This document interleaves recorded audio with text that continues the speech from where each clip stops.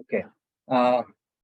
Yeah. So as Professor Rao told us last week, today we have a guest lecture by Professor Sreedharan.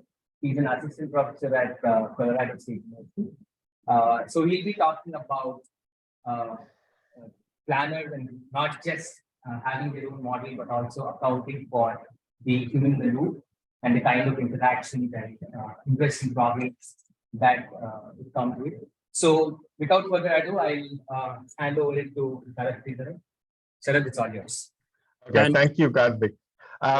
Quick question: are you guys seeing the slide presentation mode or the actual slides being shown? I think this is in the presentation mode. You can just okay. What about now? Yes. Yeah, now it's okay. This is good, right? Okay. Yeah. Hello, everyone. So as Karthik mentioned, my name is Sarath. I hope you guys knew that it would be a guest lecture today. So I was at ASU just like a month back, but now I started as an assistant professor at CSU. So like Karthik mentioned, I'm going to focus on this topic called human-aware planning. And in particular, I'll be focusing on the aspects of explainable behavior generation, and also maybe if time allows it, like some other forms of interpretable behavior generation.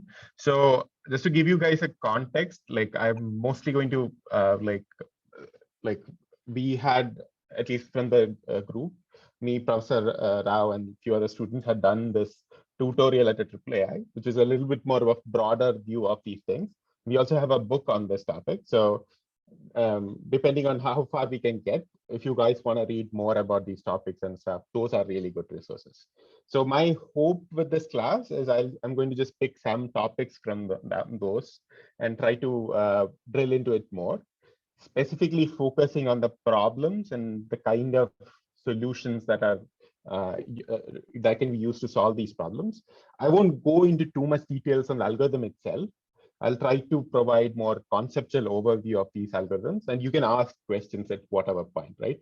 We can drill down based on if you guys have questions, and if my descriptions don't seem clear, we can drill down and go into more details.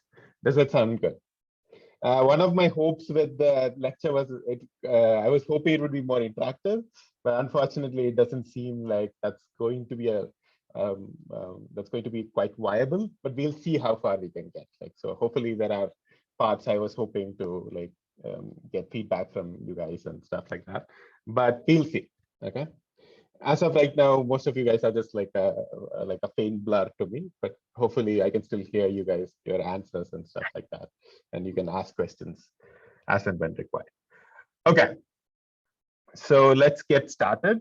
So hopefully you guys have taken this course on planning and learning, and you guys have a sense of what at least I mean when I say a planning problem, right? And while I haven't paid like very close attention to everything that has been taught, I at least assume the kind of planning problems you've seen takes this form, okay? And this is a very, very like common picture you would see if you were looking at AI textbooks. You would see an agent, right, who has been given some objectives. This agent has been deployed in some environment, and the agent has to achieve its objectives, right?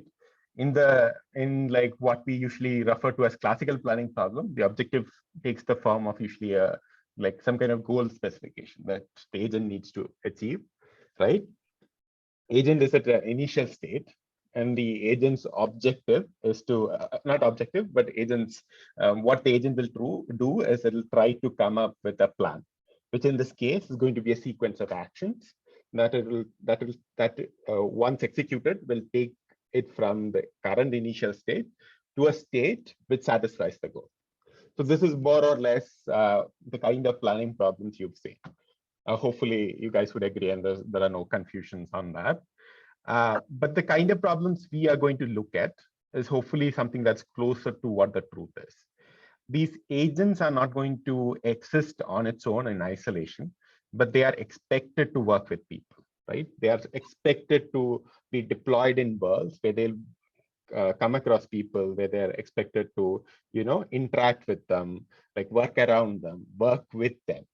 So in some sense, if you want to build successful AI agents that we can deploy in the real world, like successful planning agents in this particular case that we are interested, since that's the topic we are interested in. If you want to build those kind of agents, oh, something happened. Sorry. Okay, so if that's what we hope to achieve, we need to explicitly account for these human interactions and how that might influence the decision.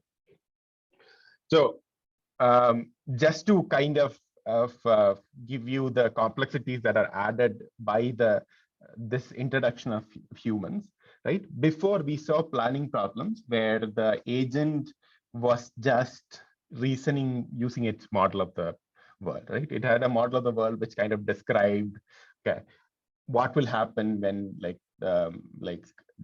when it performs different actions, like what are the costs of performing different actions, so on. But now it also have to take into account the models of the human, right? And these models could capture like what the human wants, what they plan to do, and things like that. So we will throughout this, yeah. Let's say somebody say something. No, you can continue. Okay, thanks.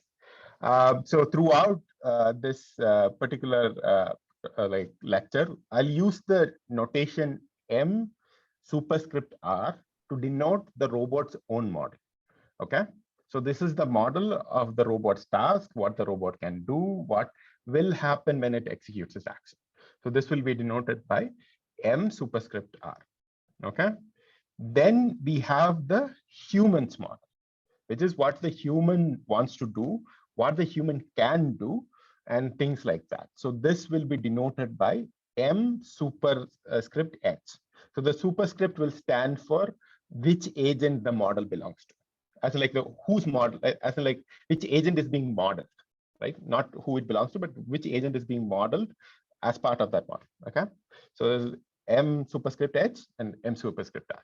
So the reason why you want to use the M superscript H or some estimation of it. So usually you wouldn't have access to the M superscript H directly, because that's the human's model, right? Human knows maybe like that is human would know what their capabilities are, what their exact objectives and stuff like that. What the robot would have actually access to is not M superscript H, but rather estimate of M superscript H, which will denote as M superscript H subscript R. Can you guys see it? So this is, you can see here the robot in the thought bubble. You can see the estimate the robot has of the human. Okay, and the reason why you would the robot would want to maintain these kind of estimate is because when there are applications where the robot has to work around a human coworker, right? Human coworker is trying to do something. The robot would want to form estimates of what exactly are they trying to do, right? How they might behave. Or if you want to assist a human, right? Like a human is trying to do something and you want to provide, the agent wants to provide some assistance. In all these cases, these kind of models are particularly helpful. And there are some works which will look at it. But the main focus of this particular talk is not going to be MHR, but what we'll call MRH. Okay, that is the estimate the human maintains of the robot. So M superscript R subscript H captures what the human believes about the robot. Okay, and this is the model they are using to form all their expectations about the robot. So when the person is looking at a robot, okay, trying to think about what the robot might do, right? They're trying to predict what the robot might do. They're forming expectations on what kind of task the robot might perform, and things. There are different kind of things. This is the model that the human would rely on. Most of the time, like the case before, we won't have access to the exact MRH. Most of the time, the robot will have some approximation of it. We will refer to this like as tilde MRH. But most of the, like in many cases, we won't make that differentiation, but it might be worth keeping in mind that what the robot would have is again an estimate of this estimate, right? So you can kind of see there could be errors that are, gathering when you are talking about estimate of an estimate of an estimate, right? So keep that in mind. And when it becomes necessary, as when it, in some way affects the discussion, I'll bring it up. But for most of the case, we will focus on directly on this model MRH. Okay. And the reason why we'll spend a lot of time looking at this is because this model is extremely critical in a lot of important questions like explainability. One way to think about explainability, which will come back again. When do you really need explanation? You need explanation when the user of the system's expectations about the system does not match how the system acts. So this is true whether it's planning, whether it's XAI, explainable machine learning, whether it's explainable classification. The core problem you're trying to address is this mismatch between human expectation and what the robot or AI agent decides to do. Okay. And in many cases, our explanation methods would try to bridge this gap. We'll get into the exact details as we go on. But this is a model that we'll be talking about multiple times in our talk. Okay. So one quick side note, this idea of MRH, that is this estimate human forms of the robot, is also closely related to this phenomena called theory of mind. How many of you guys have heard of theory of mind? Can you just okay, I see at least one person. Okay, have you heard of this test called Sally Ann test? The person who raised their hand? Yeah, someone has, actually, you can see. Okay. This. Okay.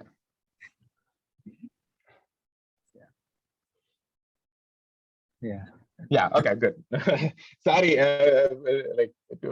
making you guys raise your hand for so long, but it's a very simple test where it's usually takes the form of a story, and the participant is told the story, and then they're asked a question. Okay. The Sally Ann test goes something like this. There are two characters in this story. One of the person's name is Sally. The other person's name is Anne. Okay. Sally has a basket, and Sally has a marble. Okay, they are in a room. Sally takes her marble, puts it in the basket, leaves the room. Okay, then Anne comes next to the basket, takes the marble, then picks it up from the basket and puts it in the box. Okay, now the question is, Sally comes back. Where will she look for the marble? Can somebody answer?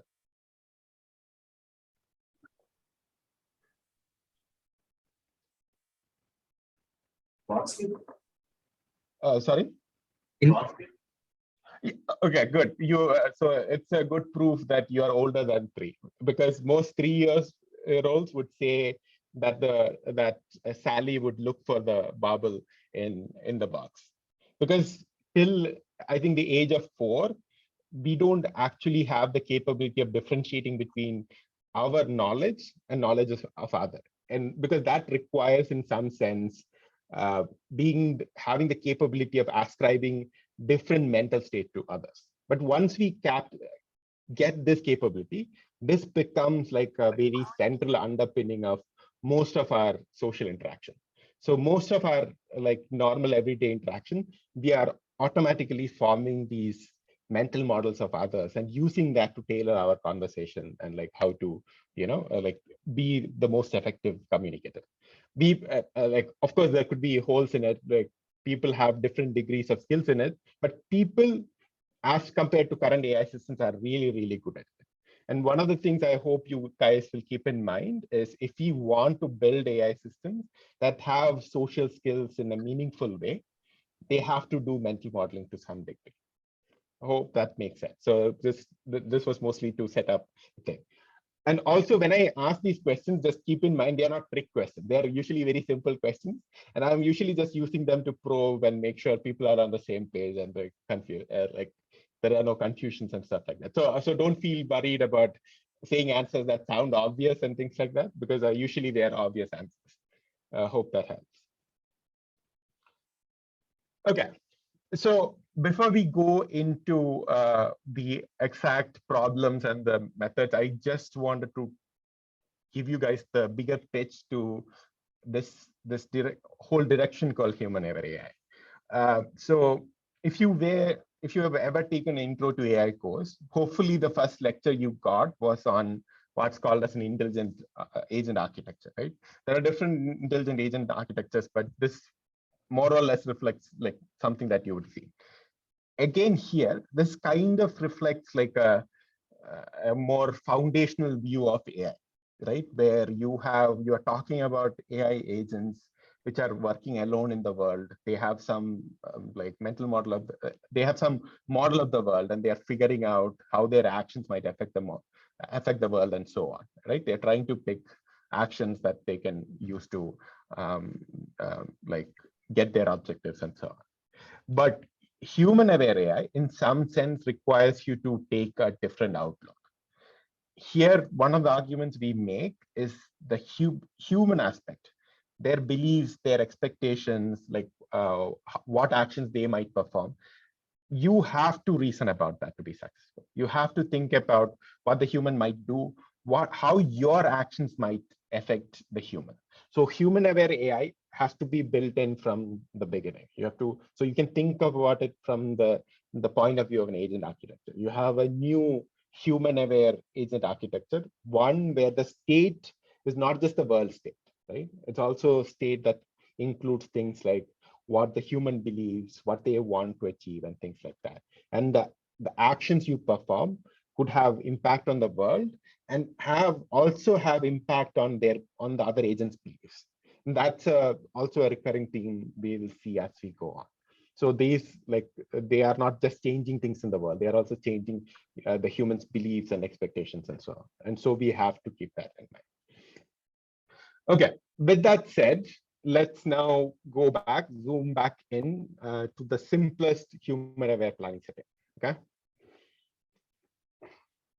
This setting is what's usually called as it's a dyadic setting. There is a robot, a human. Okay. And we are going to make things much simpler by assuming that the human is just an observer. So human is not acting in the world. They're not changing things in the world. So if you're thinking about a setting with like a robot, right? There's a robot working in some workspace, and there's a human sitting outside the workspace, but looking and observing the robot. When they are doing that, as we discussed earlier, they are doing it from their point of view, where they have some beliefs about the robot's model or the AI agent's model, right? And this belief is encapsulated in this mental model called MRH. Okay.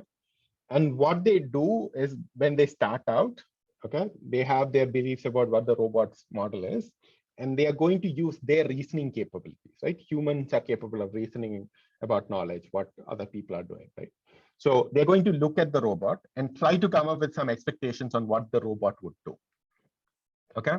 And this is what we will denote as pi star MRH. Okay. This is what the human thinks the robot might do. Okay. And this is formed from their beliefs about the robot. And the robot itself has its own model, right? MR that captures a lot of information about the world. It captures all the details about maybe the robot's, joints and how those joints could move and what it can do, what is possible, what its exact goals and objectives are, and so on. And we'll, like we discussed, it's represented by this model, MR. And for now, and for a lot of this this discussion, we'll assume human is an optimal reasoner, as in it's going to come up with optimal plans. I hope you guys are kind of aware of optimal planning, right? At least the idea of it.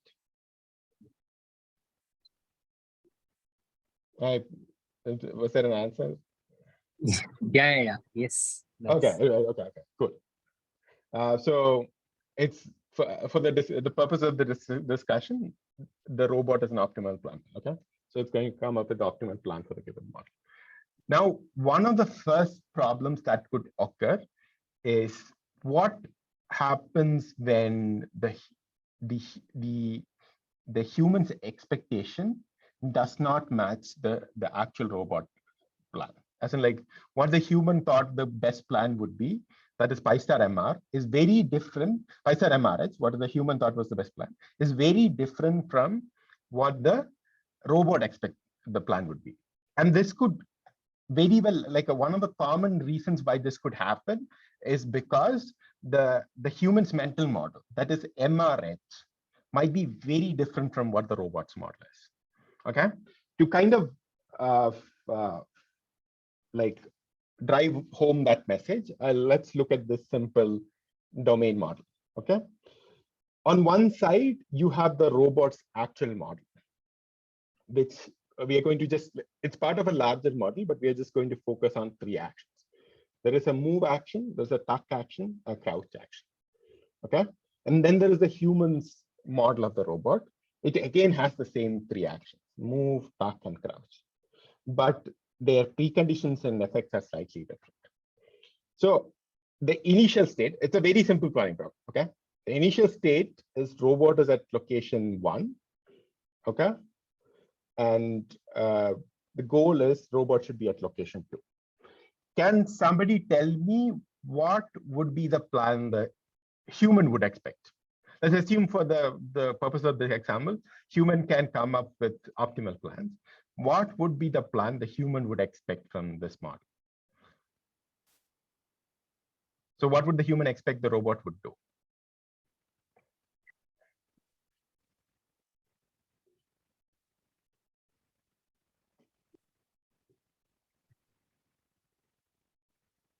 Yeah. Did anybody answer? Yeah.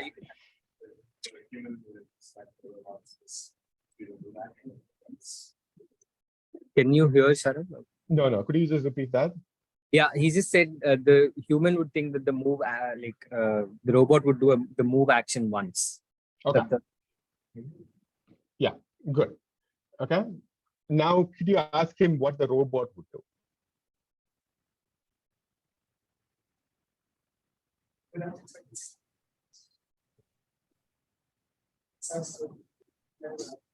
Yeah, tuck, crouch, and then move. Okay, that's pretty close. But if you're looking for optimal plans, the optimal plan would just be tuck and move, because tuck already has the effect crouched, so you don't have to crouch again. So it'll be tuck and then move. Okay, that's really good. So you have now a discrepancy between what the robot wants and what the human expects. Okay, or what the robot can do versus what the human expects. So just to drive home this scenario, this was a thing that actually happened in the lab. So if you guys don't know, we have this really expensive fetch robot, and it has the requirement that this fetch can go up and down. So there is this crouched means it's in a lower position, so it has like a lower center of gravity, and hand tuck means its hand is like in the first picture you see, right? It's the first picture is where the hand is tucked and it's crouched.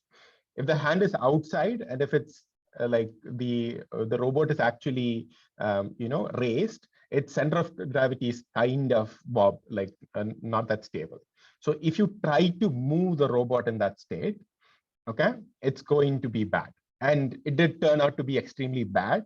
And somebody in the lab tried to control the robot, and it fell over and hit its, I don't know whether it's right to call it a head, but whatever, it looks like a head. But so it fell over and hit the thing, and it broke. Like, as you can see, that you can hopefully see that, like, the damages that was caused.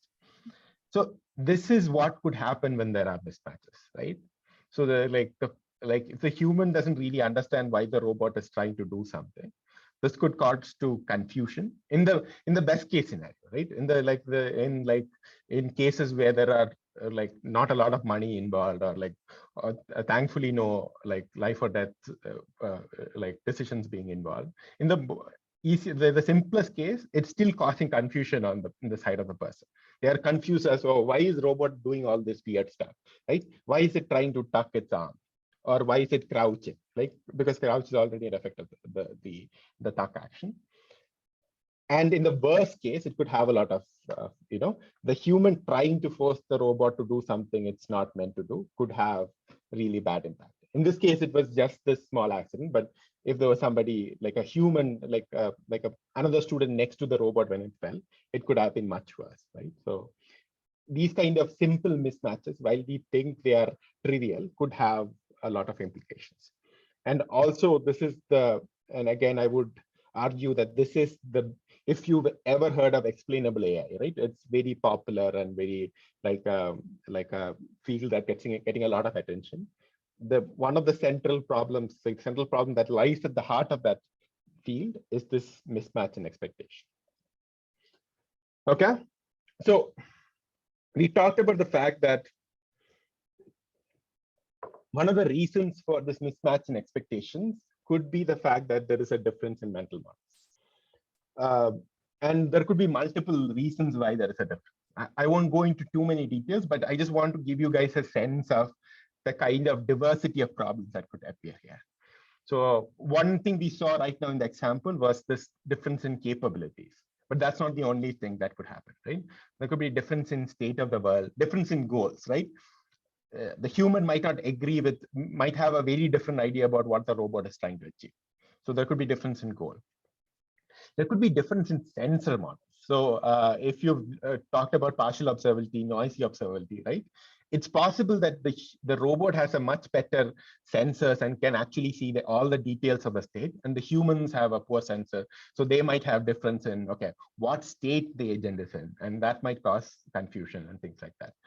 And another interesting thing is there is difference in representation. This is like the fact that the human is usually thinking about the world in like high level symbolic terms, right? They are thinking about it in concepts. They are thinking about it in terms of objects, right?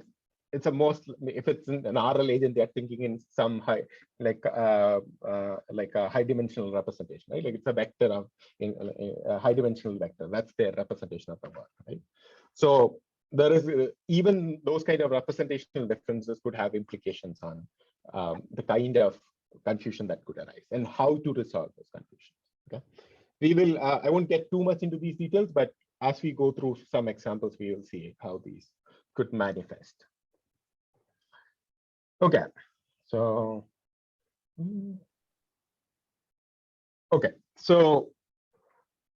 like I said, I've already mentioned multiple times this idea of this mismatch between what the human expects and what the robot thinks is the best thing to do. I call this the problem of inexplicability. Okay, and this is in some sense, was there a question? No. Okay. Yeah. Okay, and I'll refer to this as the problem of inexplicability. Okay, so human and the robot does not agree on what the right course of action is to do. And in general, we'll see most of this discussion, most of this lecture and the next lecture would be about how do we address this problem of inexplicability, okay? And we are mainly going to look at two diverse but closely connected solution strategies. One is what we'll call as explicable behavior generation. And we'll go through what exactly I mean by that. And the second is what I'll call explaining the decision. Okay, so we'll go through each of them in that order. So first of all, what do I mean by explicable behavior generation? So obviously, the issue is what the robot thinks is the best course of action is different from what the human thinks is the best course of action. So under explicable behavior generation, more importance is given to the human, and the robot just decides, okay, I don't have to care about what's the optimal thing to do. I'll do what the human expects me to do. Okay, so rather than following what the optimal plan 5-star MR is, it will try to get as close as 5-star MRH as it can. You can kind of notice that it's a qualified sentence, and I'll try to explain why. Okay. So more or less, like I was saying, explicability is about conforming to the human's expectation. Oh, okay. So here is a scenario, a simple scenario, kind of showing how an explicable behavior generation would look like. So on the right, okay, you can see what the robot's true map of the world is. So it's a simple grid world, okay? And the robot's goal is to go pick up that med kit, which is shown in that white box, right? With the Red Cross sign and things like, or whatever, the Red Cross thing, right? Or the inverted Red Cross. So here, the optimal plan for the robot is going to be shown on the right? That's the plan that the robot thinks is the right course of action to do. Now let's assume that this is an urban search and rescue scenario, and there's a robot on the field and things like that. So this is the robot that's been deployed into a field, and it has to go pick up this medkit. On the left, you see what the commander who's monitoring the robot, okay, is actually seeing. This is the map that the commander has available to it. And according to that map, there is one spot in that map that is actually obstructed in that map that the human commander has access to. That's not obstructed for the robot. Okay, so the left picture kind of shows what the human expects the robot to do, right? So there is this mismatch now, and this mismatch could be because the human is outside the setting, might have noisy communication channels, and is not getting the latest updated map that they want. But because there is this mismatch, and let's say the human is keeping track of what the robot is doing, at, let's say, the third step, right? If the robot decides to go right? If it decides to take a turn, okay, it's going to cause confusion to the human. Okay, they'll think, why is it trying to run into an obstacle?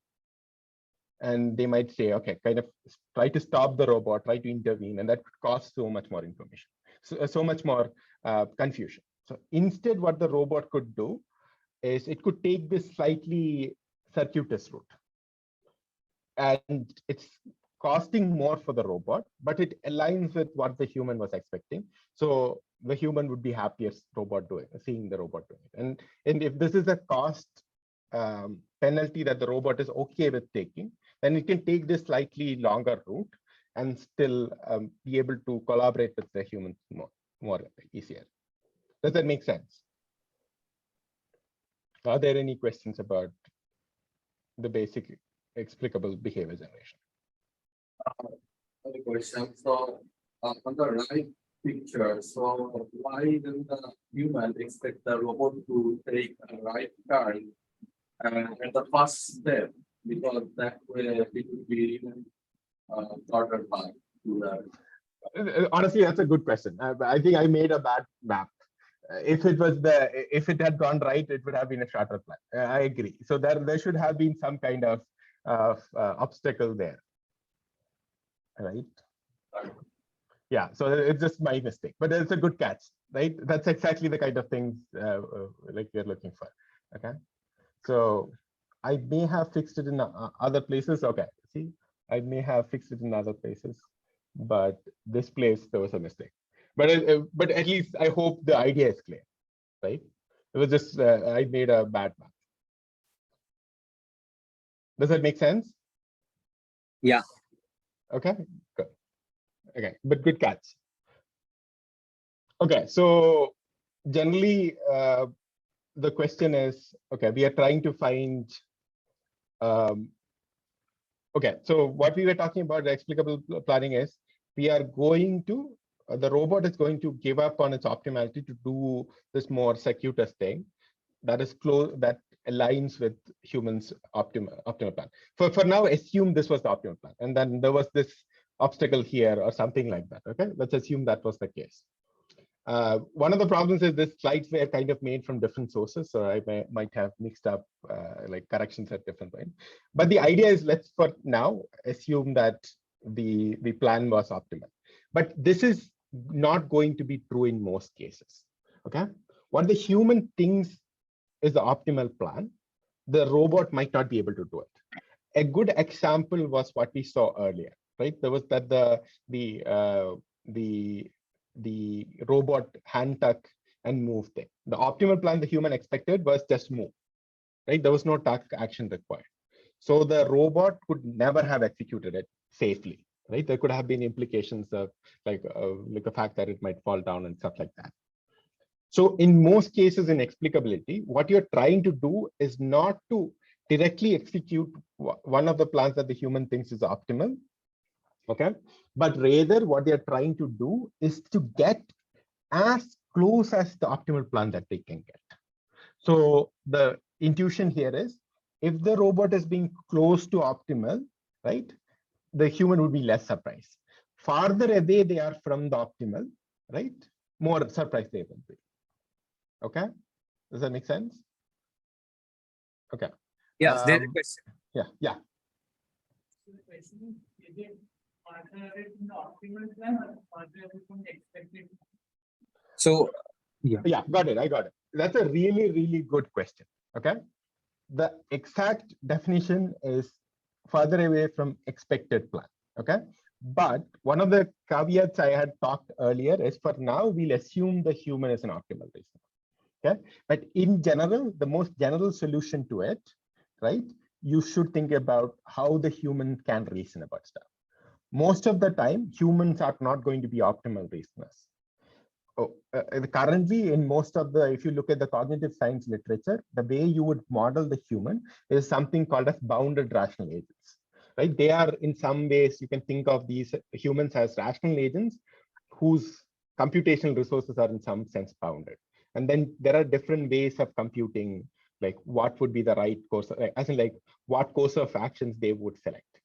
There are like famous cognitive models like noisy rational models and things like that. So in general, you should be thinking about expected plan, but for the purpose of this discussion, just assume that expected plan is optimal. And honestly, that's also one of the things that get relaxed as we will go through some examples, because in some of the first examples, examples as in like algorithms, right? Some of the solution approaches, some of the first solution approaches we'll look at, we'll kind of generate optimal plans and then we'll move away from. Okay, does that make sense? Yeah. No more questions, right? No. Okay, cool. So yeah, I said close, right? What does close even mean? Okay, how do you measure distances between plans? So, right, like that kind of depends on what it means to get close. The answer right now, it seems kind of varies from paper to paper. So there has been different kinds of distances that have been looked at. Okay, just to kind of describe what the equation, what you're seeing, it's in some ways you are trying to formalize what explicable planning really stands for. Like, how do you actually come up with explicable plans? And the formulation here basically says that the objective of an explicable plan is try to come up with a plan that in some sense balances the cost of the plan itself with the distance from the expected plan. Okay, so you don't want to, in some sense, the robot, there is some limit to how much the robot is ready to take cost hit. So you're kind of balancing these two terms. There's a distance term and then there's a cost term. Okay, and right now, honestly, the way you should think about it is it's a multi-objective optimization problem, right? There are two different objectives, but for the purpose of simplifying things, we'll just do a linear combination. Assume they are like comparable once we have some kind of weight term, and then we'll combine them. Okay. So what do we mean by what are the kind of distance functions we can select? Okay.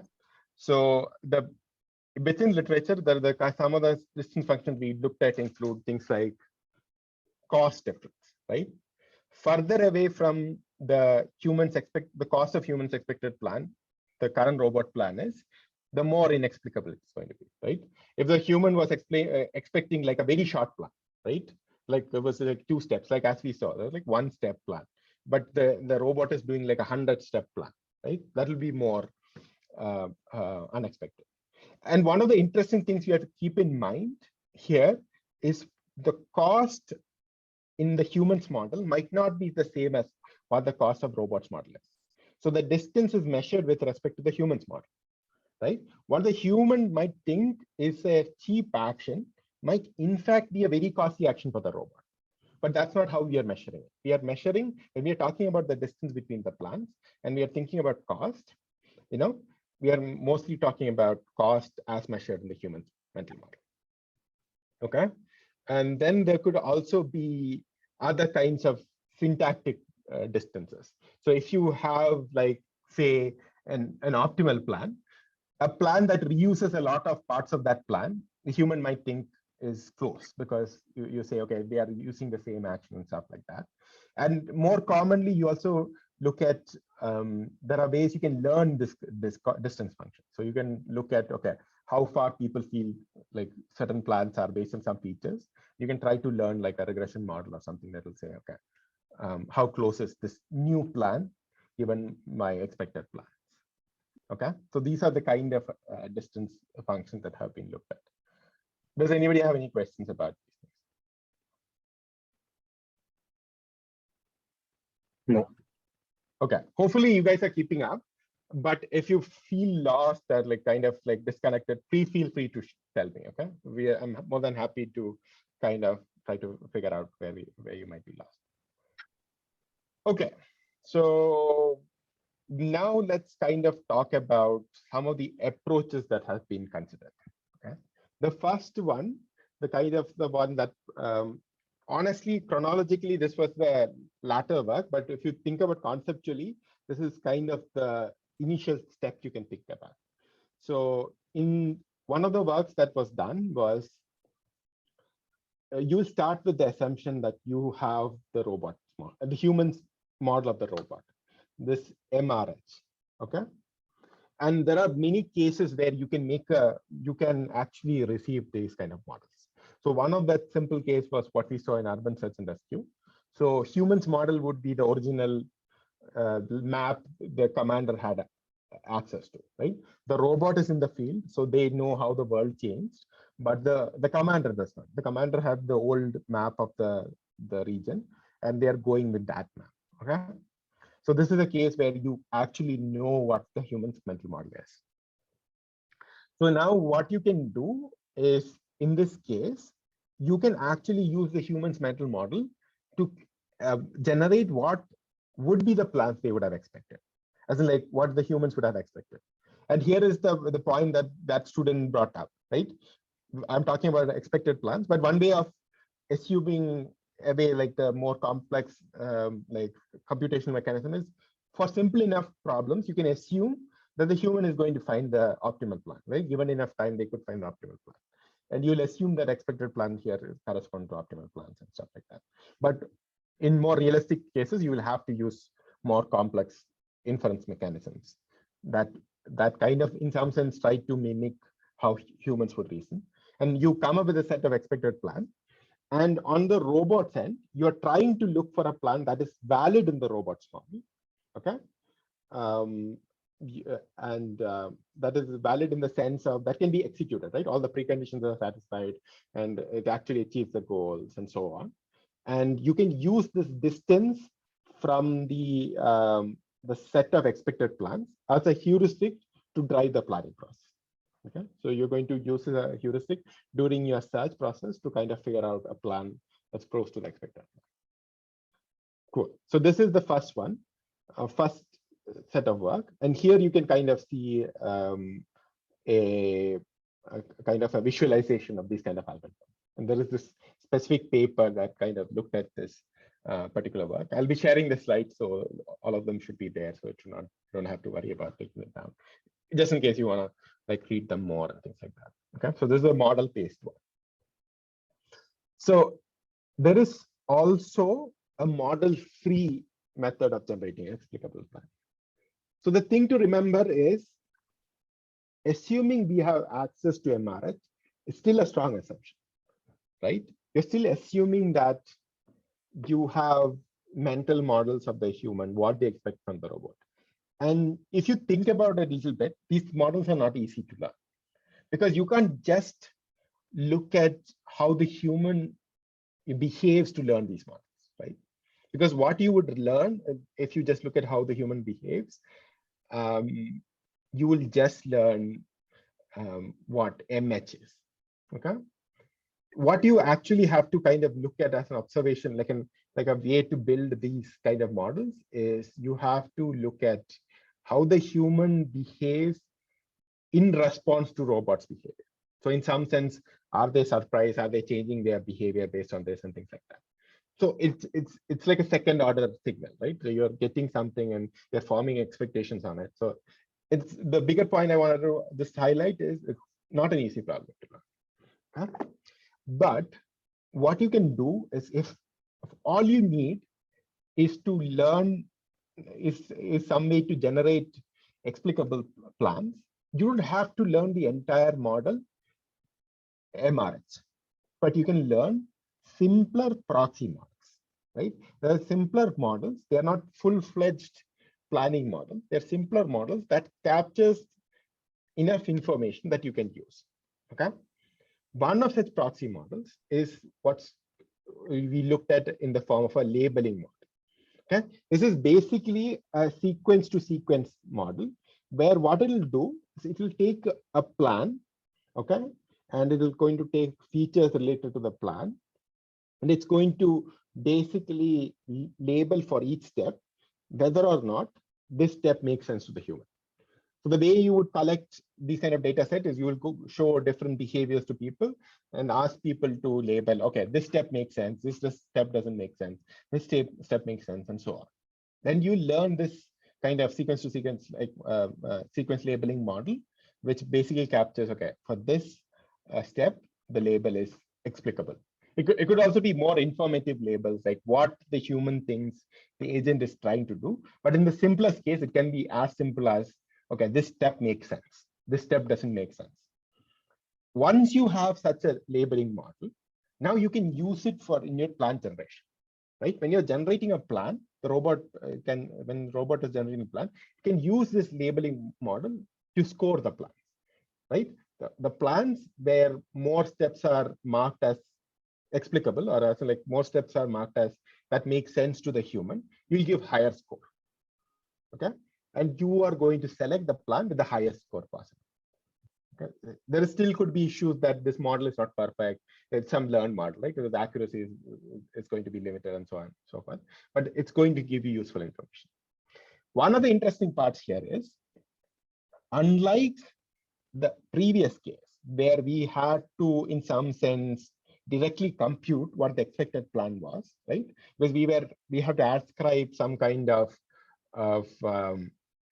like reasoning model to people, right? Last example, we were saying, oh, it might be an optimal agent. So let's assume that they would expect an optimal plan and so on. Here, those expectations about reasoning is already folded into the data, right? If they say it makes sense, that already means it's close to something that they expected. So this is one way you can kind of circumvent, ascribing like reasoning models and so on. So in some sense, this model includes both. Okay, so you learn a labeling model, and then you're trying to use that labeling model to drive your plan. Any questions?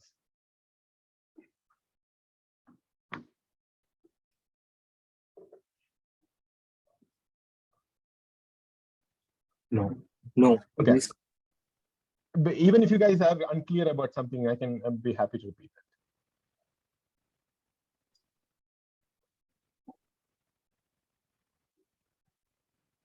Okay.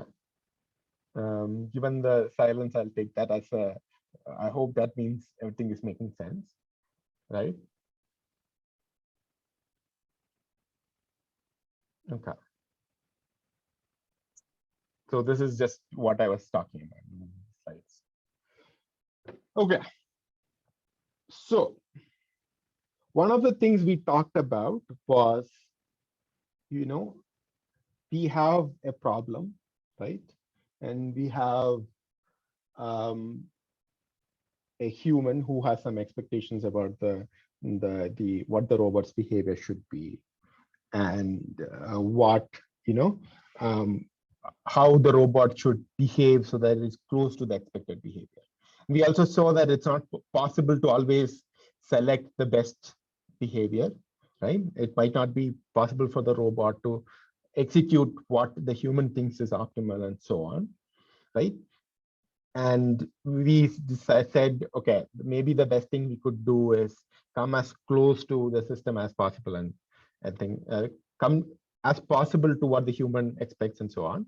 And that the closest could still be very far, right? In the next section, we will see an alternative way where rather than the robot choosing to act the way the human wants, it can try to explain why it's acting the way it wants. But then there is a different option.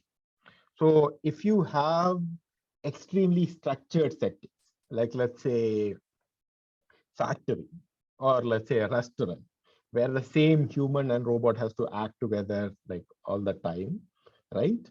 So there is another option, which is basically we could, in some sense, design the environment, right? We could set the factory floor, or we could set the restaurant in such a way that it is more easier to create,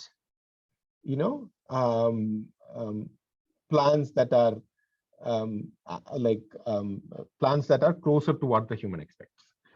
Okay, so just to give you guys a sense, this is an example where you have like a restaurant. Okay, you in the pictures, if you see, it's like a restaurant, and the first picture is what the current, if you had just let the restaurant be, that would be the layout of the restaurant.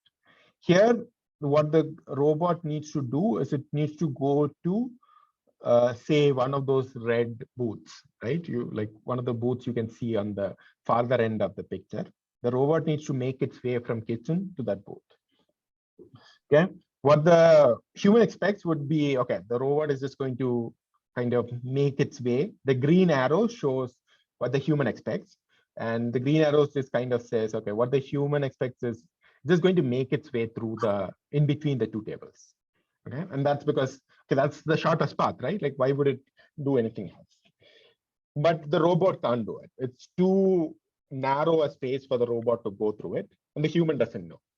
Okay, but if this is something the robot has to keep doing, right? It always has to deliver things to that red booth. There are two red booths, right? There's multiple places it has to go to, and every time like the fact that it can't do it, like it might cause confusion to other human servers, right? The human waiters who are working on the kitchen floor, like on the restaurant floor, might be getting confused. So if we make a small difference and build a small barrier, right? The way we see it, after those chairs, there's a small barrier that we built that kind of blocks the path to the next section.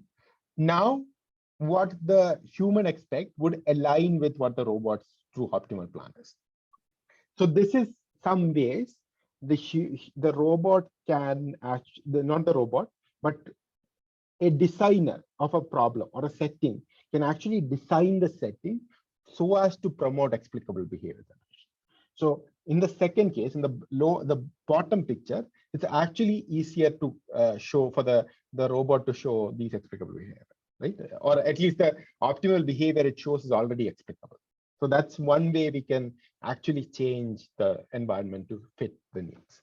And this also connects to a larger field called mechanism design. I won't go into it, but if you're interested, there are a lot of books and works on mechanism design, and it's like a huge part of game theory. So the bigger point is there are scope for mechanism design in the context of explicability or explainability. Karthik, how far are we from the first? I think we still have another 15-20 minutes. Okay, good. Okay, so before we get into the explanation part, right, I just wanted to delve a little bit more into some interesting aspects of this, both explicability and the design process. Okay, one of the things is design. The way we do it, right? The way we think about it, we are building a factory, or I was saying like setting up a kitchen, like a restaurant floor and stuff like that. It's better to think of them not as a one-time cost, right? They make more sense when you're doing it for a scenario where there'll be repeated interaction, right? Where the people might have to interact with the robot over time. So you can think about design having a high cost because you are in some sense changing the environment and so on, right? And in some sense, that cost is amortized over the horizon, like over all the interaction horizons. And there is like, when you're thinking about like these kind of design choices, you have to think about that trade-off, that there is this one-time cost, and then there is this the fact that the robot has to do suboptimal things a lot over time. So there is this trade-off you have to think about. And this trade-off shows up throughout the work. Like we saw similar, like trade-offs like this show up in a lot of places. We saw the trade-off earlier about optimality of the robot and the inexplicability, how far it is from what the human expects. So what you'll see when you look at a lot of these explicable behavior generation, even explanation, there is this trade-off that shows up every time. But in this specific case, the trade-off is between what is this longer term design cost versus the cost accrued by the robot on doing inexplicable or like doing costlier plans at every step. Okay, so that is a trade-off. But there is also an interesting phenomena with explicability. Okay, you can kind of think about this. Like, I'm not going into the math too much, but just to give you a sense of one of the interesting phenomena of inexplicability is people get used to inexplicable things, right? If you see somebody doing something weird the first time, right, you are kind of surprised. But when you keep seeing it over time, your level of surprise goes down. Okay, so in some sense, you get more and more used to it. And you also keep seeing that the person is achieving, the robot is achieving what they set out to do, right? So the robot in that Western case, the robot is still delivering food. It's just taking this roundabout way. But after a while, you get used to it. So it bothers you less and less. So if you're doing this trade-off, right, over time, you have to also think about the fact that the effect of inexplicability is something that dies down over time. Okay, so one way you can kind of formalize this is by using a kind of a discounting. I don't know if you guys have done any MDPs. Have you guys done any MDPs? Yeah. Okay. So I'm hopefully discounting terms are like something that you guys are familiar with. So there is the similar kind of discounting here. So in that, okay, maybe further away, explicability matters less than when it's closer. Okay. So that's just one of the points I just wanted to kind of raise with design. Okay, now before I start the explanation part, does anybody have any questions? Either about design, about explicable behavior generation? Was there some part that was confusing or something that was less clear to you guys?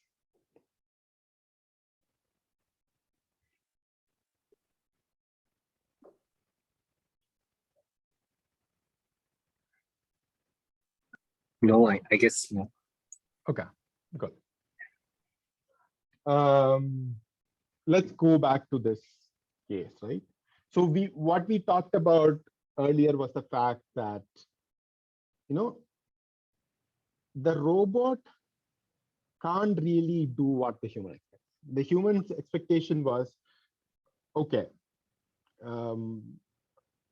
the robot should do a one-step plan, and the robot can't do it because it's unsafe. They have to do this two-step plan.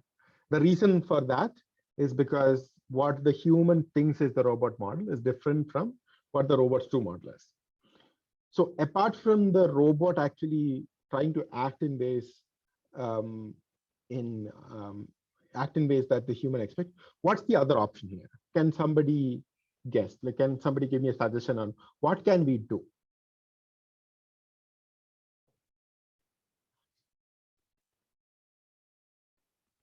It's fine about if it's wrong or if it doesn't. It's not like too right. I just looking for any suggestions, right? What's something possible that the robot could do here?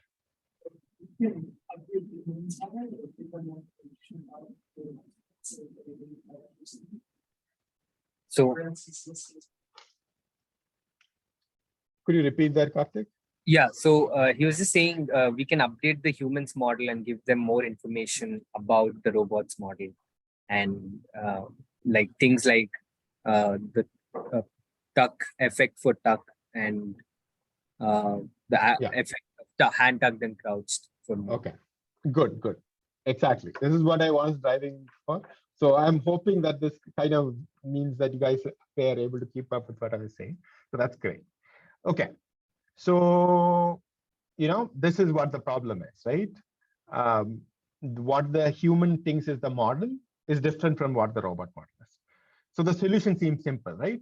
You just make sure they are equal. So not equal, you equal, right? Like, and we are talking about symbolic models. So they are kind of, in some sense, easy to communicate, right? We are not talking about neural networks or anything. These are things that are built for people to write, and they are built to be intuitive and so on. So these formulations are easy for people to understand. So why not just, take the robot model and just give it to the human? But can you guys think of one problem with this approach?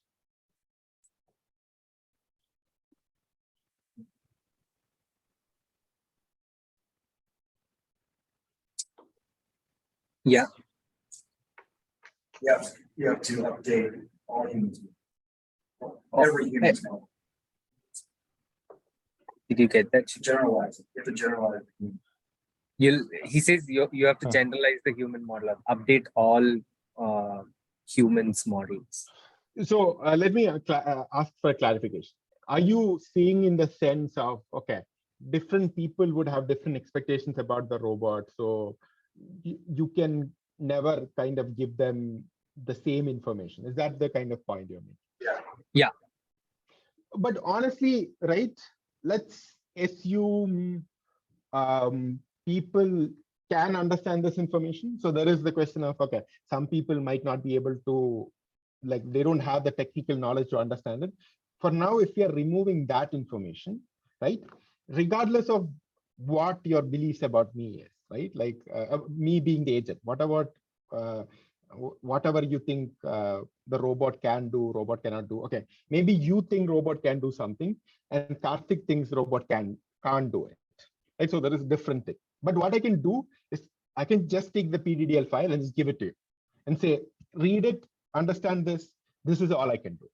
Okay. Don't ask me to do things I can't do. This is all I can do. So would you agree now that your problem is solved? Yeah. He But says, okay. Sorry, could you repeat that again? Yeah, no. He says yes. Yeah. Okay. But there is still a problem. Could you just think about it a little bit? I'm saying I'm going to give you a PDDL model of the robot, right? Yeah. So someone raised their hands? Yeah. And comprehend extremely large models. Yeah. I got that. Yeah. Exactly. Right. There could be so many things in part of that model. Things that the human don't care about, things that are outside the realm of this particular question, right? The robot could have like different actions for different things. There could be lots of details that are completely irrelevant to the question, the plan in hand. So while this is a complete explanation, so the interesting thing to keep in mind, the kind of intuition to keep in mind, there always exists an explanation where you tell them everything you know. Right? It's like a teacher like taking all they know and dumping it. If the student is patient enough, it will work. But that is not the most effective way to tell something to somebody, right? You just want to give them the right sense of information, the correct set of information that will resolve their specific confusion.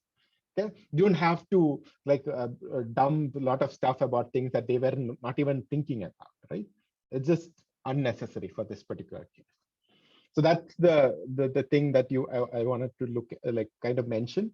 While there always exists an explanation, that's very easy to compute. So this explanation, giving the entire PDL model is in some sense very easy for the robot. The robot doesn't have to think about what the human's model is, what they might know, what they might not know. Doesn't have to compute anything. It just give the PDL file. But for the human, it's a lot of work. Okay, they have to understand a lot of work. There is also communication overhead. So this is usually not a great idea. Just giving them the PDL model is not a great idea. But instead, what you might want to do is to figure out the minimal number of information, minimal amount of information that one could give that the robot could give to the human, so they can currently resolve the confusion they have about the current plan. There's a plan, the human is confused about it. In this case, the human is confused. Okay, why is the optimal plan of length 2? You just need to move, right? That's their confusion. So you're trying to figure out what's the minimal amount of model information that you would give to the human that they'll resolve the current set. Okay, so you can kind of think about this as a way of updating the mental model, right? And I would say the minimal amount of explanation here is just to take the fact that there is a precondition hand type, okay, and just give it to the human. So human has this updated model, which is same as before, but now has this additional precondition called hand type. So now the human thinks, okay, I now understand why you're doing the tuck action, because okay, the tuck action has an effect called hand type, so it's fine. So that's why you did it. So this is how you resolve that confusion.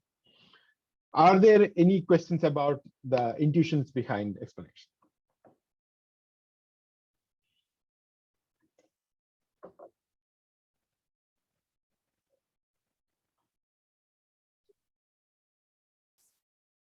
I can go back to the example. If somebody is confused why hand tucked being a precondition is the right explanation, if why after including it, the plan would be like the human would be able to correctly evaluate the plan, so on. Is there any questions related to that?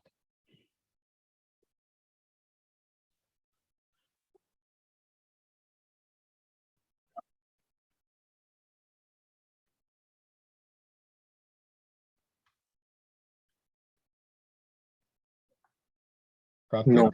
Yeah, Okay, no. cool. Oh, okay, cool. Yeah, for a second I thought like you guys can't hear me. Like this is okay. So now the question is, how does one even generate these kind of explanations? So the algorithms right now, we have a lot of them kind of looks at these kind of explanation generation problems as a search. Okay, so the way they do it is they start the search process kind of starts from what the human's mental model is, okay, and what kind of updates they can do to that mental model that is in line with the current robot model. Okay, I'll explain exactly what that means in the next slide, but just to get a sense of it, you can think about it being a search over the space of possible models, right, where each possible model is in some sense closer to the robot's true model than the human's mental model. So in some sense, you're trying to see, okay, what are the small updates I can do to the human's mental model? So it comes closer and closer and closer to the robot's model. And what you're trying to do in that search space is you're trying to find the minimal number of steps, right? Minimal number of changes to be made to the human's mental model till you get an update to an updated model, okay, where the plan can be correctly evaluated. That sentence, where the plan can be correctly evaluated, depends a little bit on context, but for most cases, at least for the purposes of this discussion, you can understand that to mean the plan is optimal in that model. So if plan is optimal in the model, that means, okay, human could not have come up with anything better there, right? So in some sense, that's you're trying to get your current model to someplace closer to that model, right? And you're searching in the space of possible models. So in some sense, you can look at this process as a reconciliation process because you're taking the human's mental model, right, and bringing it slightly closer to the robot's true model. So that is why there's a model reconciliation happening, right? You're getting it closer to the robot model. Okay. Now, in terms of how the actual mechanics of this search works, one of the things we need to figure out is how do we represent the states and what are the actions that can happen. So it depends a little bit on the exact method we are using, but generally the most general idea is, okay, you need in some way to parameterize a model or create a set of features for the model. And a model update is in some sense changing a parameter value. Okay. And the possible search space are the different parameter values. Okay. The kind of simple way of doing that is this propositional representation of a model. Okay. So if you remember your PDDL model, and if you had ever written the mathematical form, you know there are things like, oh, you have a set of action labels, right? You have a set of fluents, which are the state variables that could change, right? You have all these state variables and things like that. And any given model for a given set of fluents and like a set of actions, right, can be uniquely represented by using features like this, which is, does the initial state have this fluent being true? Does this goal has this fluent? Does an action A has this precondition? Does this action A has this delete effect or add effect? Okay, so cost, if you have cost also, you have to kind of figure out, okay, there is some way of parameterizing it, but you can also capture it as a set of parameters. So you basically turn each model into a set of propositions. So first of all, is there anybody who's confused when I say propositions, fluents, things like that? No. Or do you guys already know about it? Yeah, they do know. They don't know or they know? They do know. Okay, they do know. Okay, good. Okay. Okay, so there are these, there is this unique way of turning a given model into a set of like propositional features. Okay, now we have a human mental model being represented as a propositional features. So we are generally assuming we have access to this human mental model. Okay, so when we go to future like future slides, we'll see how we can relax that. But for now, we'll assume we have access to it. So we take that model, turn it into a set of propositions, right? So an example proposition would be for the humans mental model. If you go back to your earlier,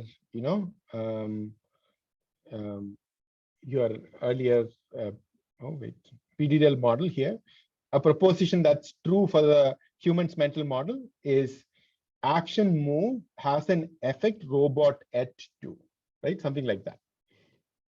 It changes a little bit if it's a grounded domain or if it's a lifted domain and stuff like that. But for now, just that, hopefully that gives you intuition about how those kind of fluents look like, right? So there is a fluent that says, like a propositional feature that says, okay, the action move has this this effect, this predicate robot at, that is part of the effect. Okay, so you have a feature-based representation, a set of features that are true for the humans mental model, and then a set of features that are true for the robot's true model. Okay, now you can take a symmetric difference between these sets.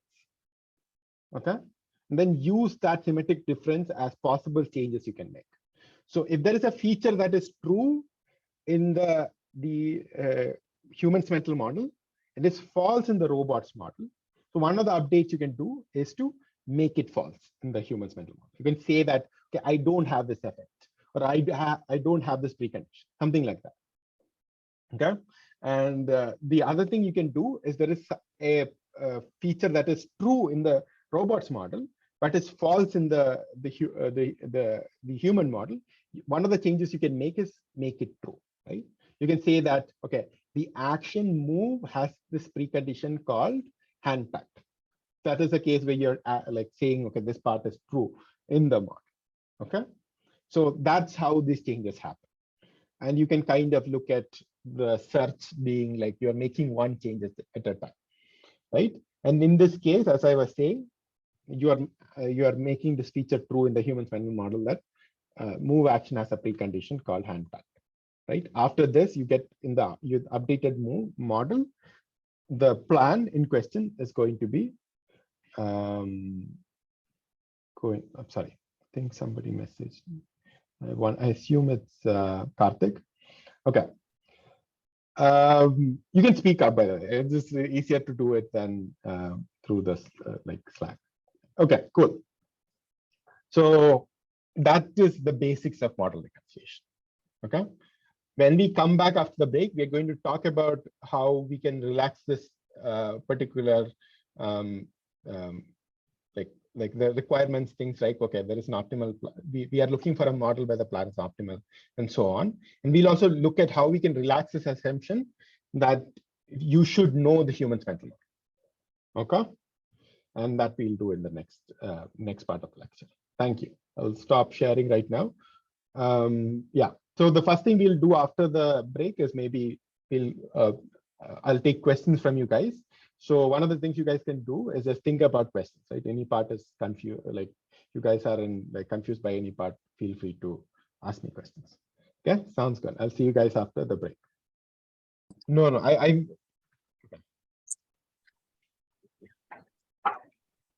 okay.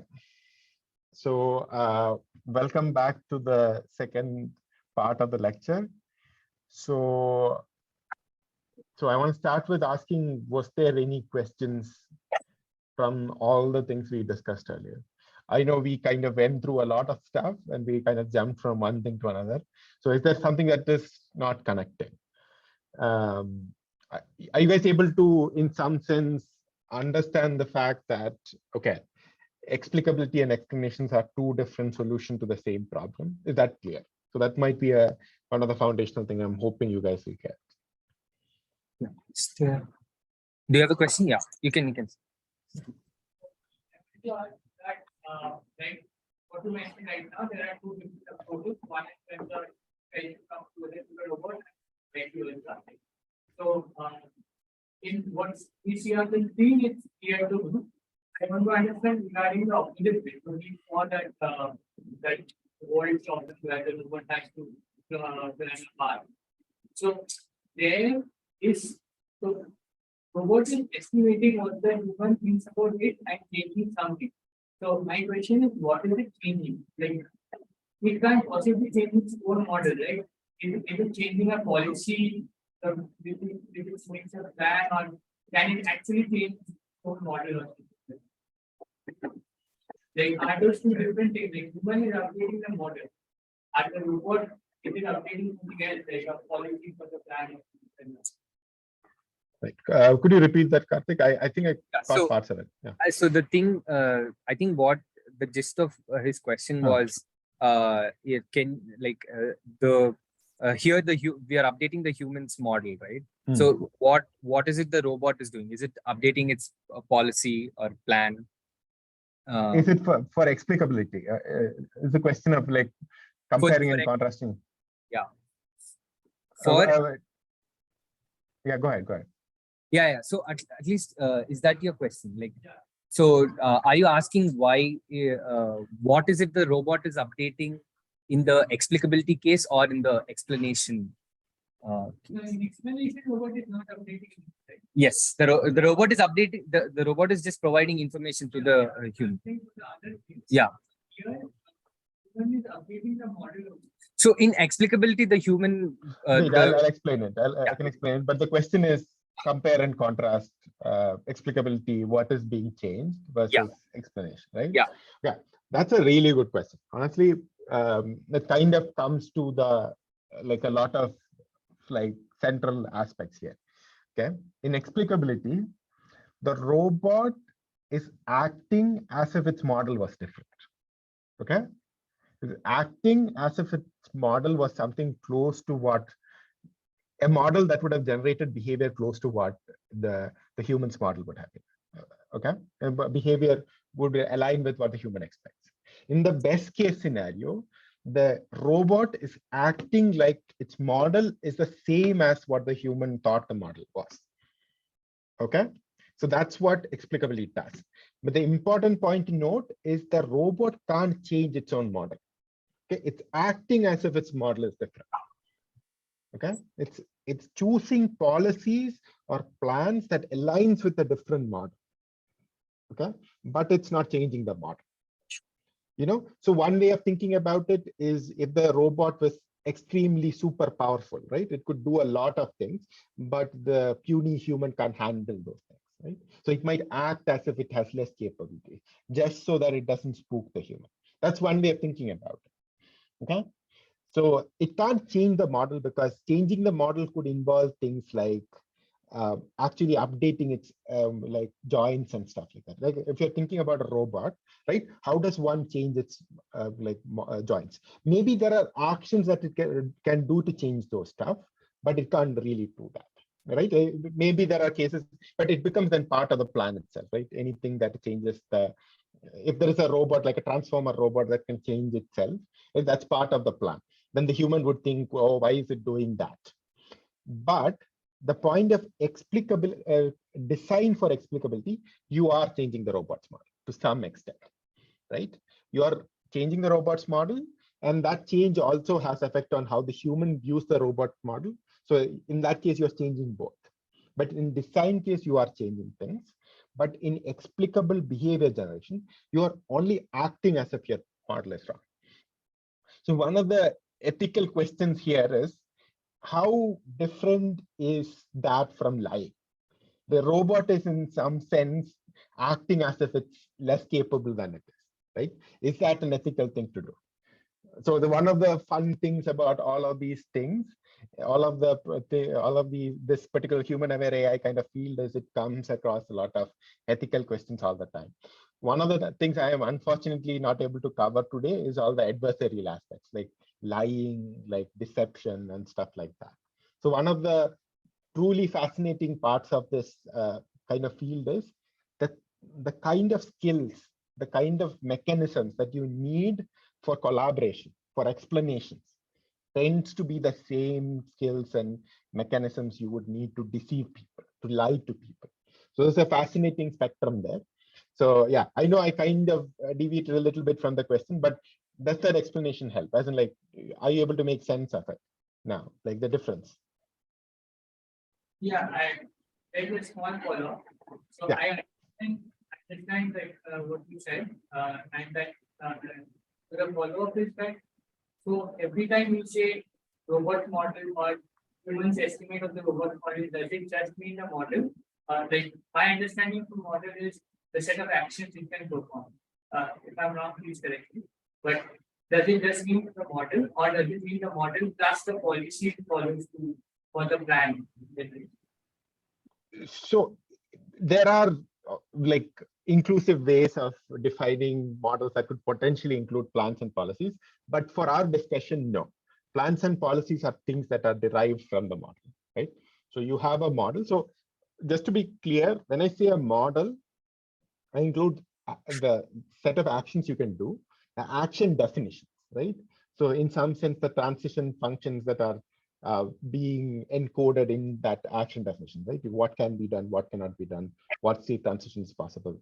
Then I include the fluence, how the set of states, in some sense, like what are the kind of states that are part of the possible under this model.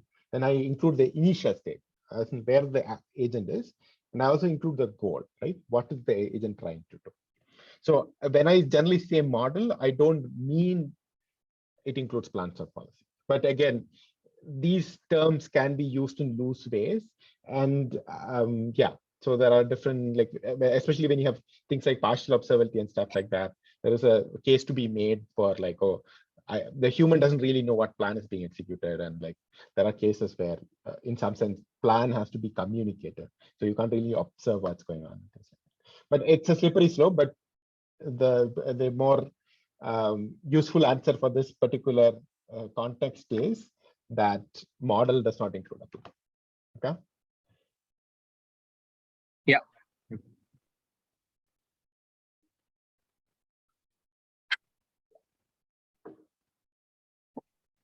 Yeah, I think you can continue. Okay. So there's no other questions, right? Yeah, no. Okay. Right. One of the things we kind of talked about was, okay, the MC search, right? Like we are like looking at the updates, and we are trying to find out the minimal set of updates that you can make to the model so that the plan in question, right, which lives outside of the model, is optimal in the current, okay, in the current updated model. So that's what we call MCA. Okay, and before we get into other forms of explanation, just a quick note. There are ways we can actually relax that condition, because checking for optimality is kind of hard, right? Even when you're given the original plan, it's an NP complete problem. So in some sense, every search node evaluation here is an NP complete problem. Okay. Have you guys had any discussions about the complexity of planning in some? Yes. Okay. So in some sense, what you would do is, like, if you're given, like, one of the things that makes this problem a little bit easier is the fact that you have a plan already there, right? So you're already bounded in some sense, because you're only interested in existence of plans that are shorter than that given plan, or like less costly than that given plan. So in some sense, this is this kind of problem is a little bit little more bounded. But the point here is the evaluation at every node is an optimality check, and which can be expensive. But the point is, you can look for other kinds of things. You can look for things that are just, you don't really care about explaining why a plan is optimal, right? Because most of the time people don't really care. They're fine with like plans that are just valid. Like sometimes you have concepts like satisficing plan, right? A lot of the most powerful planners that you have in the community are not really optimal plans, but the thing that people mostly use for applications and stuff are what usually satisficing plans, right? So satisficing planners. So there is reasons where you don't need to check for like full optimality. You just check for validity. Validity again means in the updated model, is the plan in question executable, and does it achieve the goal? So that is the validity question, right? Then there are things about there are tests that are necessary condition for optimality but are not sufficient. So one thing about one way to think about it is like each action contributes something to the overall plan, right? There are no redundant actions or actions that can be removed and things like that, and still have a valid plan. So there are like simpler checks for optimality, right? They form in some sense like a spectrum of, okay, there are different like weaker notions of optimality. You can think of that being one of those notions. And then there are contrastive versions of explanation where this is something Karthik himself worked on, is you can think about cases where you don't really need to explain why this plan is optimal. You only need to explain why this plan is better than another plan. Okay, and the way you do that is to figure out an updated model where that contrast can be achieved, right? You are trying to figure out a set of model updates where the current plan, the plan that the robot selected, is better than what the human was expecting. Okay, so then you can contrast them. You can say, look, after these model updates, my plan is better, right? So that's why I selected it. So, and there's a lot of literature on like why contrastive explanations are good and why people generally expect contrastive explanation. They ask contrastive queries, right? They usually ask, okay, why did you do this and not this, right? There are a lot of things that are part of the literature that are shown to be useful things. Okay. Now here is an interesting question. Okay, I am going to ask people to respond. So we've kind of looked at explanation in some kind of an isolation, right? We saw there is a human model, right? There was a robot model, there was a plan, and we decided that, okay, the way to figure out, for the agent to explain why it did this was to give this explanation saying, I have this precondition called hand pet. Okay. But that's just one interaction, right? The robot and the human are going to work with each other over a longer time. Okay, it's just not going to be that just one instance. So here is my question. Oh God, I jumped. For some reason, it seems I can't move my Oops. Okay. Well, here is the question. What happens at some point during the interaction? The human finds out that crouched is also a precondition. Okay. So this is the updated human mental model. So the human mental model says the precondition for moved is robot at some location, and then the effect is it's going to go to a new location. The old location is not going to be there. Then the hand is going to be tucked, and it's going to be like the agent has to be crouched. And then you have the effects of tucked and crouched. Okay. Now what happens to the original plan? Just to remind you guys, the original plan that the robot was doing was this, right? Oh, wow, I jumped a lot. Okay, was this? It was saying I should do tuck and then move to location 1, 2. So what happens if they find out that move also has a precondition called crouch? What happens? Yeah. So the human will expect moves and sorry, human will expect tuck and then crouch, or in the other order before move. Yeah, more concisely, exactly. So that's definitely the case.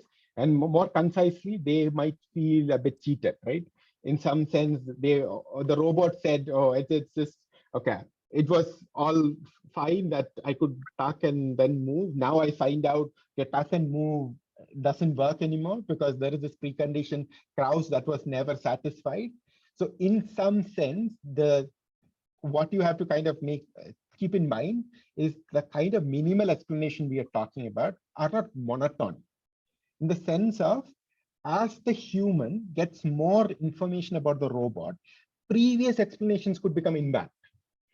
And that could have implications for trust and things like that, right? People might be confused. Why did the robot say it's all fine? Now it's not fine anymore, right? There could be a lot of confusion. So that is one of the things you might want to take into account when you're looking at the longitudinal nature of explanation. And one way you can do it is this notion of what's called as minimally monotonic explanation. Okay, the minimal monotonic explanation here is not to say hand tucked, right? You're not saying hand tucked is a precondition, but you are going to say two things. Crouched is a precondition for move. Okay, tuck has a hand effect. Tuck has a effect called crouched. Now what happens? I didn't talk about hand tucked at all. Okay, you can see the updated model here. I just told them about crouched and crouch being an effect and crouch being a precondition. Okay, what would happen now in the human's mental model, like human's expectation?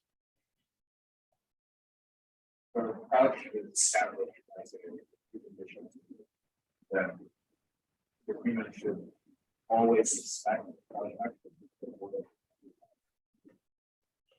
Yeah, go ahead. Right. So they say that either tuck or crouch, both can. Exactly, right? Exactly. So either can be done, but the important point to note is tuck and then move is a good plan, right? No matter what additional information you get about other things, right? That is not going to be changed. So this is what we call as monotonic explanation. Okay, and this is usually a good property to keep in mind when you have longitudinal interaction, when you don't want people to at some point suddenly realize, okay, what you told about what the right plan to do is no longer making sense, right? You want to make sure things are like kept as in like they're still monotonic in some sense, right? Like people are not revisiting their beliefs about optimality of plan after getting new information. I won't get into too much of the details about the search because it's kind of an involved search, but the intuition here is you are trying to do trying to start the search from the robot set, and rather than finding the shortest path, you're going to find the farthest you can get from the robot's model. So farther you get from the robot model in this search space, right, closer you are to the human model. Does that make sense, right? So you have human model at one end, robot model at the other end. All the intermediate models are things that I can get by updating the human model in accordance with the robot model. So everything is in some sense closer to the robot model, right?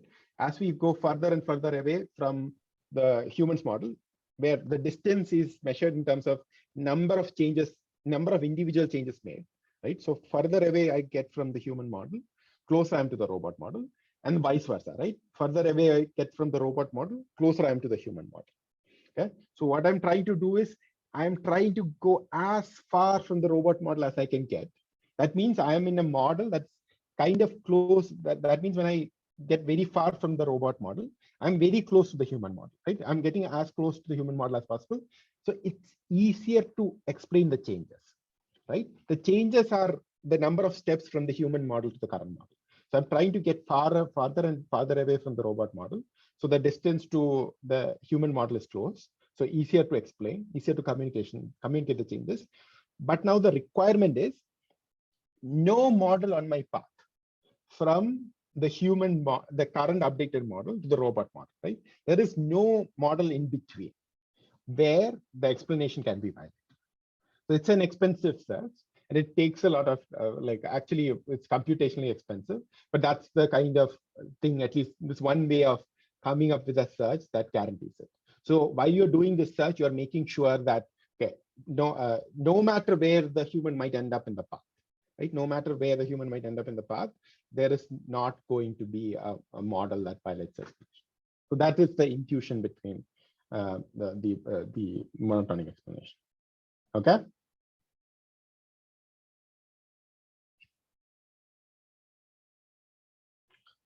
Okay. Now, was there any questions?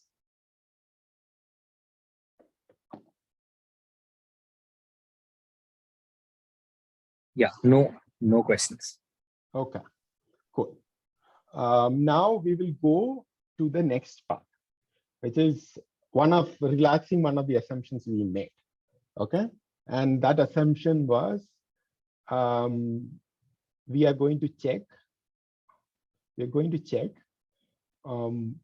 how can we get by when we don't know the exact human mental model. So one of the things we've been talking about the search and everything, right? We are starting from a human's mental model, and we are trying to make sure that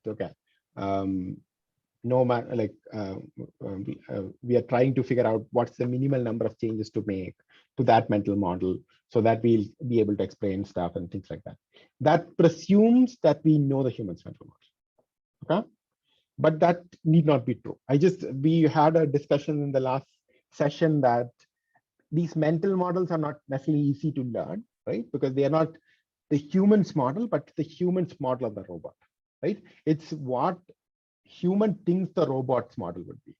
It's what human thinks are like. It's kind of the basis for what humans' expectations of the robots are, right? So they're not easy to learn.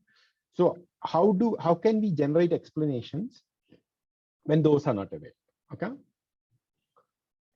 So the first thing is we'll look at some different scenarios, okay, and we'll look at how we can kind of relax our assumptions in each of these scenarios. The first scenario we'll consider is a case where we don't have a model, okay, we don't know the exact model, but we have a set of possible models, okay. So we have some set of models, and we just know that the human's model is part of this set, right? So one of the very common cases where this could happen is when you have models like these kinds, okay? There is like hopefully you guys have seen Block's World, right? Have you guys seen Block's World? Because some of the examples I'll be using later on is from Block's World. Are you guys familiar with Block's World? Yeah. Okay, cool. Good. Yeah, it's like the touchstone in planning literature, right? Everyone, Block's World is a good problem to start to think about these kind of things, right? So there is this pickup action. Pickup action is basically about picking up blocks from a table, right? It's on a table, the block is clear, and you can just pick it up. So a common case where you could have a set of models is when you have cases where you are certain about certain parts of the model. Okay, you know that the human knows that the robot can only pick up blocks when they are clear. Clear meaning there is no block on top of it, right? It's not obstructed in any way. You know that part. So that's why that part is put under this section called precondition. So that's a known part. Okay. Then you have possible preconditions and possible effects. So these are parts of the model that may or may not be true.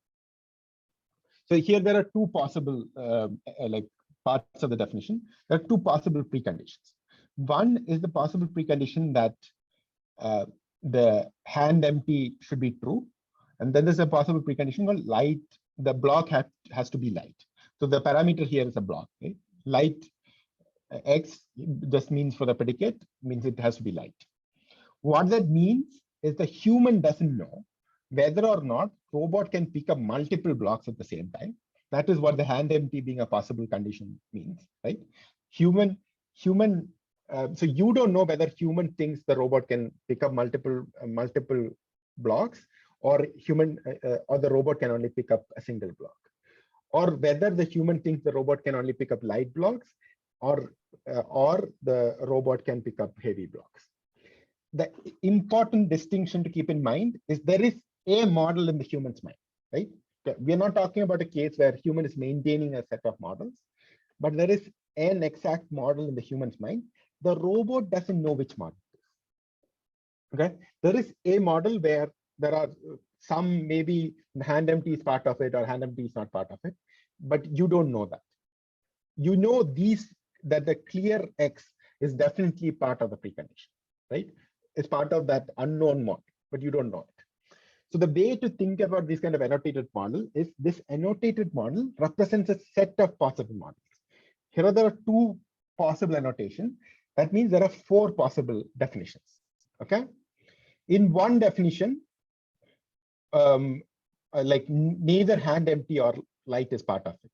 In one definition, both hand empty and light is part of the precondition. In one, only one of them is part. In the other, only the other one is part of the precondition.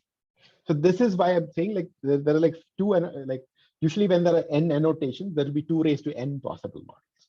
Okay. Here is something to keep in mind. Okay. I'm going to make a statement, and I want somebody to clarify why that should be true. Okay. Maybe you disagree that can't be true, and that would be a good way for a discussion, right? So I'm going to say that this representation scheme is complete in the sense that even if I don't know anything about the human's model, right? I don't know if they know about, I only know that we share the same action labels. I don't know anything about what preconditions they know, what effects they know, but I can still create an annotated model. Okay, that guarantees that the human's model is going to be part of that set. Can anybody tell me why is that the case? Why could that be the case?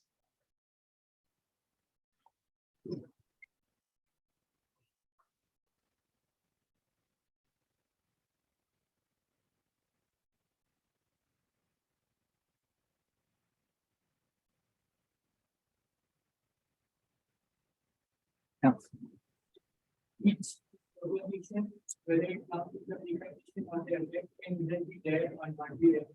You consider all the combinations, and it's like 2% of everything that can, like, not the section. Anything that the human might have in mind has to be part of that set of set or set of set of. Can you repeat that, Karthik? Yeah, so I think what he's trying to say is that in like it. Yeah, you can repeat it again. Yeah.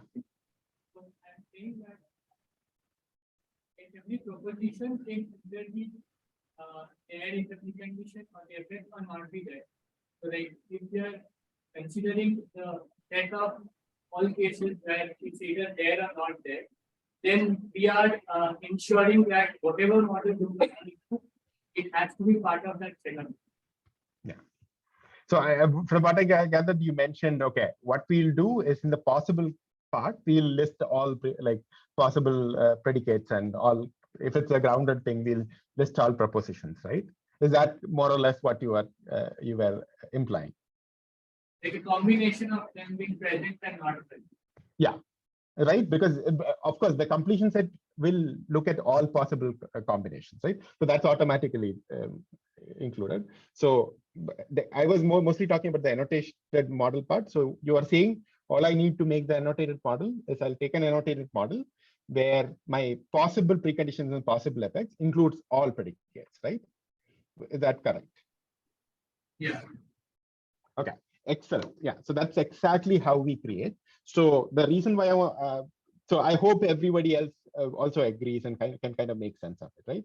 By putting all of the preconditions, all of the predicates in these possible effects and preconditions, I can create a set that's so large that it could include any of these models.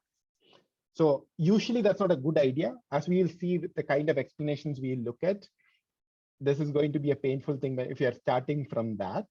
But it's just to reflect that these are extremely general representation schemes, right?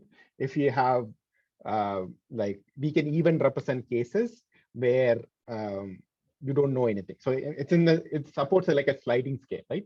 You know some parts, you know more parts. So all of them can be supported by these different kinds of annotated models, right? So at the very extreme end is a case where everything is possible. Everything is impossible precondition, everything is impossible. Okay, good. Now, how do we generate explanations here? So the basic idea is, what we are going to do is when we are given a set like this, you don't have an idea about which of the things to give an explanation to, right? Because you have so many different models, right? So if you pick one and you give an explanation to it, it may not, like if the human had a different model, that would not have worked. So instead, what you can do is you can give what's called as a conformant explanation. That is, regardless of which model it could have been, you'll come up with an explanation that would work. Does that make sense? You're going to come up with an explanation that will work regardless of which of these specific model it is. And that's called a conformal explanation. If Professor Rao had talked about any of the partial observability thing, this is like a analogous to the kind of something called as conformant plans, where you have a set of possible initial states or like some partial observability over states, and you are coming up with a plan that would work in regardless of which state you are really in, so that you can execute that plan and that will work. So you are coming up with an explanation that would work for everything. The interesting part is we can guarantee, even in the case where everything is possible, everything is in the possible effects and possible precondition, that such an explanation exists. And somebody has already brought it up in our previous discussion. Does anybody want to repeat it? Like, why would such an explanation exist? We've already had discussed in a version of this has already been discussed in the class.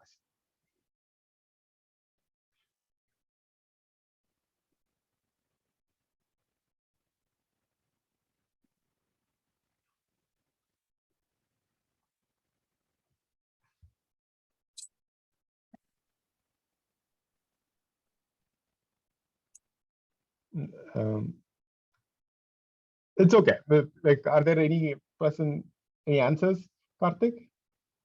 So, no. So far. Okay. Just to reiterate, remember we had a discussion earlier on when we were talking about giving the entire PDDL model. And one of the questions asked was what happens when different people have different models, right? The answer is you can give the entire PDDL model. That would work regardless of the setting, right? Regardless of how large this model set is, if you give the entire PDDL model, it is definitely going to work. So that is an existential proof, right? Like that's an existential proof that there always exists conformant explanations, right? There always exists explanation. There always exists at least an explanation that is conformant, that will work for the entire set. because you can just dump the model completely. But that is, like we said, that's not what we want to do, right? That's kind of painful. What we will definitely try to do is still come up with minimal explanation. Okay, for now, you can kind of ignore the max min model. I'll come back to it. But the basic idea is now the search becomes over a belief space. Are you guys familiar with belief spaces? Karthik, was that ever covered? Yes. Okay. Yeah. It was covered, right? Okay. Yeah. So it just came up in discussion. Yeah. Okay. So like in beliefs, like in belief space, each state corresponds to a set of, like usually in the like partial observability case, like POM-DPs or whatever, each state corresponds to a belief or a set of possible states. Okay. In this context, right, each state corresponds to a set of possible models, right? Set of possible human models. Okay. And what we do is when we are giving an explanation, a model edit, right? How we like how we formalize the transition is that model edit is being added to each individual models in the set. Okay. And one way of thinking about it is you start with a large set. As you're giving more and more the same information, right? You're giving the same information to all the models. You can kind of think about the belief space shrinking. So you start with a large set, and you shrink and shrink and shrink and shrink. And at the other end of the search space, okay, you have the robots model because you've given all the information. So because all these models are just different by some difference in some precondition or effect, right? When you're telling okay, so just to think about this, to kind of concretize this example, okay, right? Here is a possible precondition, hand, empty, or light. And we said this corresponds to 4 models, right? If the robot says, okay, the precondition hand empty, I do have that precondition called hand empty. Now the set of 4 possible models has shrunk to set of 2, because the possible precondition will shift from hand empty to precondition. And it doesn't matter whether they knew about it before or not. You just gave some redundant information, but they'll just agree to it. Yeah, I knew about it. Yeah, I knew you can only pick up 1 block at a time. That's not news to me, right? But you have shrunk your belief space a bit, because regardless of what they knew before or now, after you give that information, it's shrunk. Okay. So that's why I'm talking about. As the explanation goes, the belief space would shrink, and finally you'll have like 1 model that get to it. Okay. Now, the big problem is, I was talking to you guys about how the original model space search was kind of computationally expensive, because you are running optimality tests in every search node. Okay. Now, when you get to a belief space search, you have an exponential number of possible models based on the annotation, right? Like we talked about, if there are n annotation, there are 2 raised to n possible models.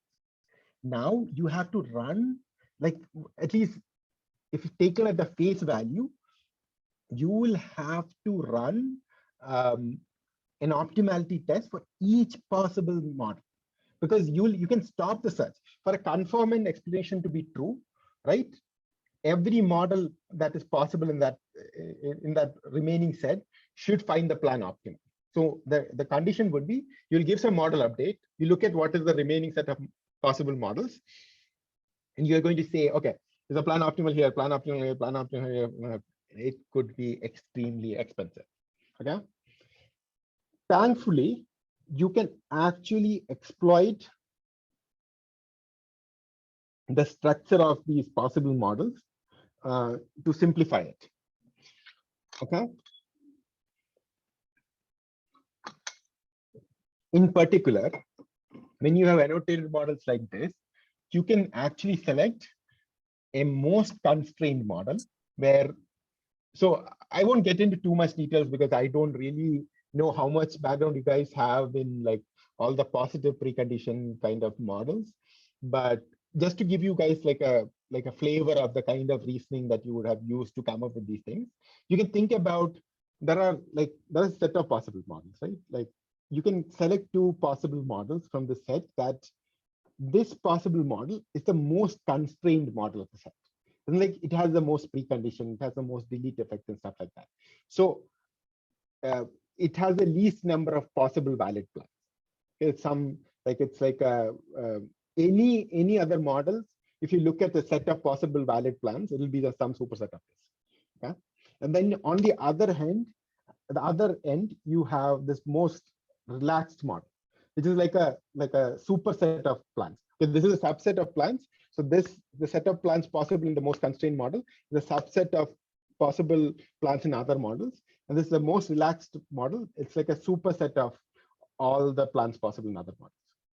So all we need to do to make sure that the plan is optimal everywhere is you have to check that the plan is valid in the most constrained model, and you have to check the plan is optimal in the most relaxed model. Okay. So once that test is done, you know that the plan is fine. So you've saved so much time in testing optimality in every single plan, okay, every single model. So not single plan, but you've saved the need to test whether the current plan being explained is optimal in every possible model in the belief space, right? You're only checking things in two extremes of the model, right? The most constrained, the most relaxed. And these can be like constructed without any like in polynomial time over the annotated thing. So there is no like complexity there of identifying what these models are. Okay, does that make sense? I think I may have thrown a lot. So if there is any questions, we can, if you want to like dig a little bit deeper into any of the things, I can clarify stuff. It also, it's kind of hard because of I don't have like any iPad or anything to kind of draw stuff, but so like or like highlight stuff and things like that. So if you have any questions, we can like discuss it right now. Is there any questions, Karthik? No. Okay. Cool. So before we go into the next kind of like further relaxing the assumption that, okay, you know at least parts of the model. I just wanted to draw a parallel between these kind of annotated models versus a scenario where you're giving explanation to multiple users. Okay, and the analogy is this. So usually when you have a set of different users using the system, right, and each of them have their own model, which might be different. If you give one of the things that have been noted in the literature is you want to build a common ground. So you kind of want to give the same kind of explanation so they can build a shared understanding. And the interesting part here is you can use the same mechanisms we used before, right? Where we were talking about conformal explanation for a set of models. You can use the same here to generate explanations where you have a set of people instead of the robot having uncertainty about the model of a single person, right? Both consist of a set of models and you're trying to come up with an explanation that fits a set of models. Okay, so there is that parallel. I'm not going to go into too much detail about how it's constructed, but it's rather straightforward. You look at all the ways that people are different, right, and put them as possible effects and possible preconditions. So they become annotations, right? There'll be the set of models that are constructed will be a superset, right? Like, because there'll be more possibilities here when you put it in the possible annotations. But generally, because of the most relaxed, most like constrained thing, it actually you do get like a computational like a boost from just like clubbing them together in using annotations. Okay, so this is the strategy we saw is conformal explanation. Things I won't go into it because it's a bit more advanced topics. Is you could have other ways of giving like handling uncertain human model. One is if you have uncertainty about the human's model, ask the human, right? Human is right there. Ask them, do you have this precondition? Do you know about this precondition? Do you know about this effect? Right? You can actually use, like in some sense, like a conversational thing to kind of figure out what model they might have and then give explanation with respect to that. So that's something you can do, right? The other strategy is you just make some, like, if you are okay with making some mistakes, right? They're not necessarily very bad mistakes because it's just you're giving model information, right? You can make some assumptions about what the human model might be, right? You might assume, okay, maybe they know about this precondition, maybe no, they know about this effect. Let me come up with an explanation, right? I'm going to fix a possible model, come up with an explanation, see if my assumptions hold. Then you'll ask about them. Okay, did you know about this precondition? Did you know about this effect? If the assumptions hold, you just give them the explanation. If not, you will just update your belief because you got some new knowledge about what their mental model was, right? And you have updated your mental model and you give a new explanation. So you can just do it repeatedly till you come up with an explanation that satisfies the user.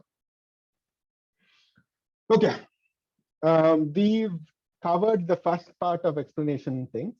Are there any questions at this point?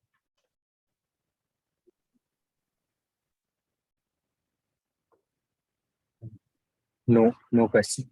Okay.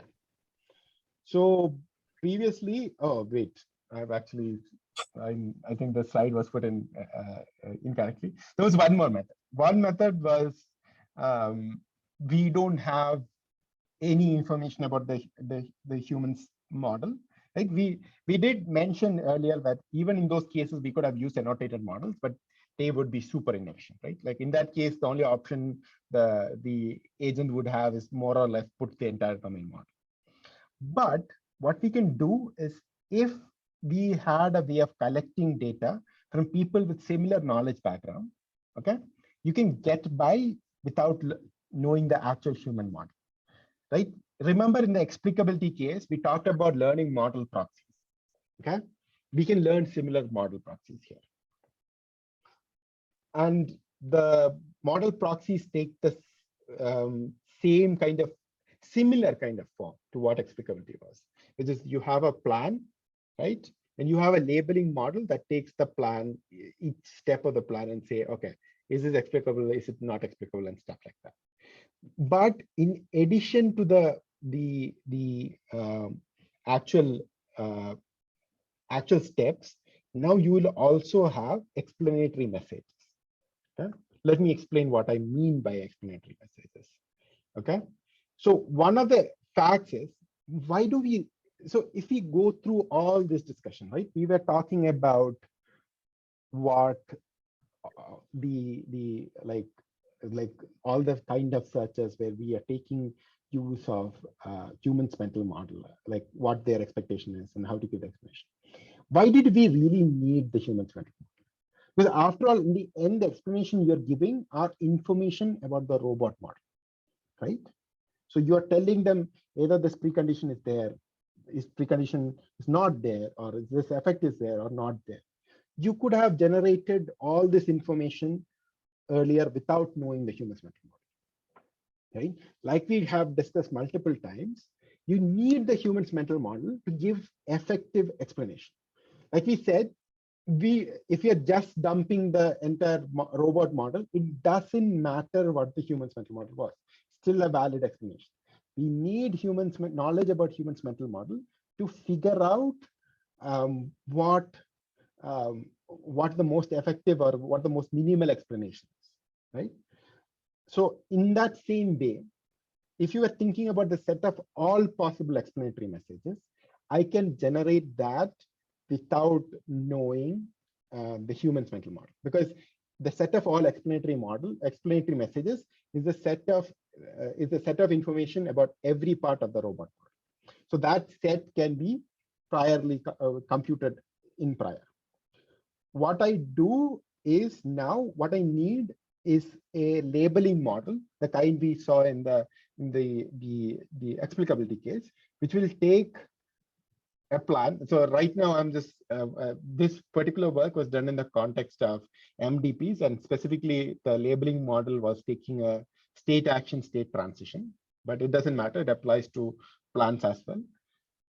So what I need is a labeling function that takes a state action state trace, a set of explanatory messages, and says whether after the person receives that message, would they have found this particular transition explicable or not.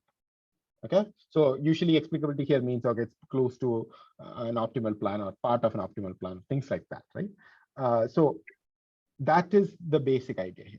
So you're training a classifier, which, like previously, we are taking plans and explanatory messages and predicting whether or not it's explicable. Okay, does that make sense? Now, we still want to figure out how to give the minimal number of explanatory messages. Okay, and you can kind of think about this process like there is some cost associated with giving explanatory messages, right? There's some communication cost about to giving explanations, right? If you're saying, okay, each component there is some message, so you are trying to minimize the number of information you are giving about the messages. So that is the cost C here, CM. That's the cost of giving messages, and you are trying to find out the minimal number of like the cheapest, like the smallest set of explanatory messages you can give, so that your current plan is actually valid. Okay, is going to be as in like not valid, as in is going to be explicable to the user. Cool. And the way you can do it is like, okay, we talked about these already, but the way you can think about it, we're going to revisit our search, right? But then now the search is not going to occur over set of possible explanatory messages. And each set of possible explanatory messages you can think of as being some updated mental model, right? We don't know which exact mental model it is, and there might be two different explanatory messages which correspond to the same mental model, but you're going to search over different sets of possible explanatory messages, and you're going to find the smallest set where the current policy in question is going to be valid. Okay.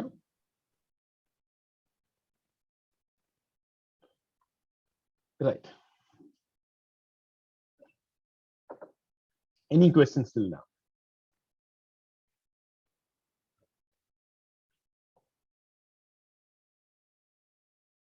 No questions. Okay. So till now, we looked at the problem of inexplicability, and I said, okay, there are two different solutions to it, right? You can be explicable, that is, you can behave as the human expect you to, right? Or you can explain. So these are the two solutions. Okay. Now, what I'm going to tell you is I lied. There's a third solution. So the third solution is the fact that you can do both. You can explain to a certain extent and then try to act like the rest of the way, you can try to act as if what the human would have expected. There is actually an advantage of doing it as opposed to the two other. Just to give you an example, here is like a robot video which was kind of shot in the 5th floor of a brickyard building. What you would see first is an optimal plan. Okay, the robot is doing an optimal plan and is giving an explanation to it. Okay, it gave the explanation which includes two communications. It's going to tell you about two positions, how there are like different obstacles in different places. Okay, it gave two explanatory messages, and then it's doing its optimal plan. Okay? It did it. Now, another option is it only gives one explanatory message and does this slightly harder plan. Yeah, this is slightly harder than the optimal plan because now it has to remove that obstacle and things like that, which takes some cost, and then it goes to it goes to the destination. Okay, so it's slightly harder than optimal. But if you were to take the cost of communication and the cost of executing the plan, because the robot has to bear both costs, right? The robot has to communicate to the human. The robot has to do the optimal thing. When you look at both costs together, for the robot, it's actually better to do this than explain. So you can think about this as being somewhere in between explanation and explicability. right? You're going to explain to a degree. You don't give the full explanation. The rest of the way, you're going to just align with the human's model. So it gives you more flexibility than both, because both of these things are part of the spectrum, right? At one end of the spectrum, you are not giving any explanations and you're just going to be explicable, right? In the other end of the spectrum, you're just going to do your optimal plan and going to just explain. So in some sense, this kind of method generalizes both and puts it into a one category where both you can have both kinds of behavior. Okay. Yeah. So the way to think about balancing problems, this is what we can call it balanced planning problems or something like that. You can think about the planner having three objectives. Okay.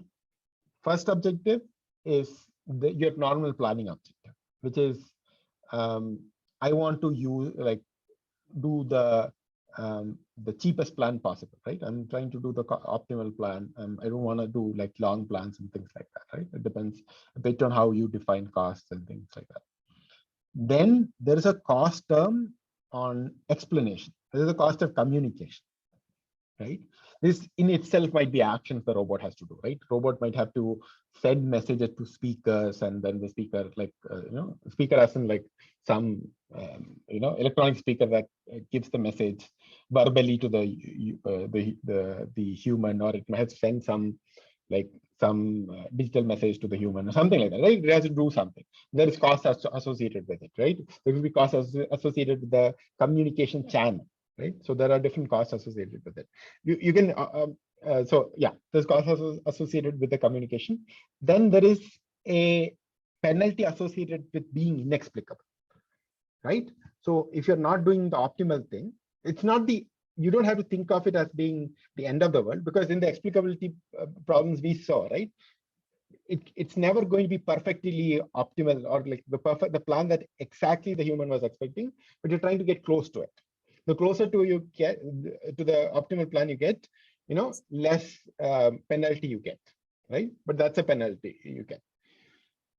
In reality, this should be a multi-objective planning problem, right? You have these different objective metrics.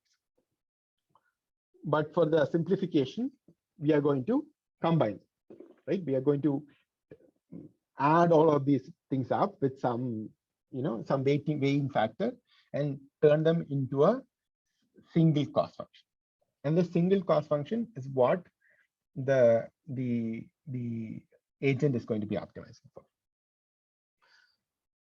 I don't, we won't get into the weeds of it, but one of the interesting fact is you can kind of create a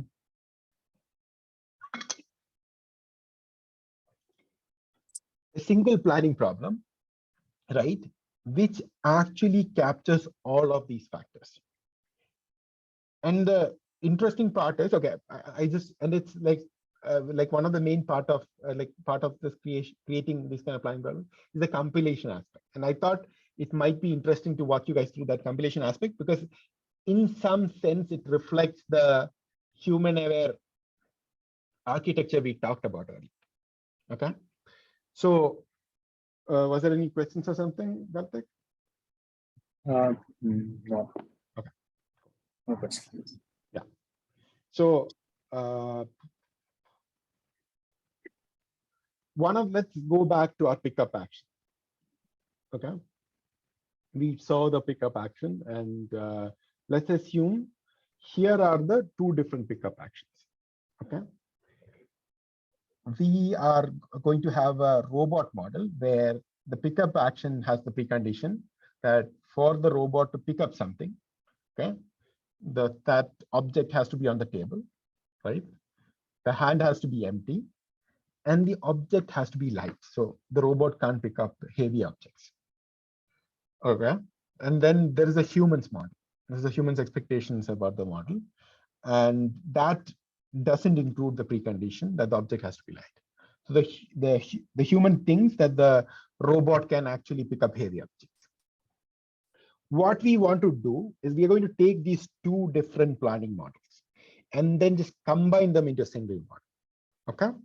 Where when you're now reasoning about actions, you're going to reason about how both the robot's true model and how the human's expectation will affect the execution of that action. Okay. This is what I mean. So in this combined planning problem, a state of a planning problem now includes robot's original state. Okay. What a human think the state could be. Okay. And what the humans believe about the model is. Because you have to keep in like okay, these two might be kind of simple, like you might like kind of make sense of it, right? Like you have to think about, if I do an action, what would happen in the world and what the human think will happen in the world. So I'm trying to reason about both, and explicability is all about that, right? You're kind of trying to reason about the fact of what the human thinks is possible and what I should do and stuff like that. So explicability, that is very, very important. Now, why am I trying to include this part about humans' belief about the model being a part of the state, right? Why am I now including features where not features, the state variables? Those state variables correspond to their belief about the model. Because one of my hopes with this compilation is that now the explanations itself, explanations of giving model updates can itself be represented by actions. Like changing a model can be represented by an actions, but actions that only impact this part of the state. Okay, as we'll see, things can get muddy, but you can think about it's primarily for updating that part of the state. Okay. Yeah, I think we do have like 10 more minutes, right, Karthik? Yeah, I think we have another 25 minutes. Okay, 25 minutes. Okay, 5:30. Yeah. 4:30. It's what? 4:15. Yeah, I think you have 10 minutes. Yeah, it's not 20. Oh, okay. Yeah. The students are more than happy to correct you and your so yeah, so that's a part of the state that explanation changes. And if you want to capture explanations as just actions in the model, you kind of have to put that as a state, because those are the variables that will kind of change. And just to give you a simple example about how these models would look like, I'm taking the things that are like part of the human and the robot model, and kind of like combining them, coalescing them into one thing. And you can see that I have fluence, which is just like there is no qualification over them. They're saying on table X, hand empty. Then I have fluence, which says, okay, there is a BH there. BH says this is corresponding to the belief of the human. That is,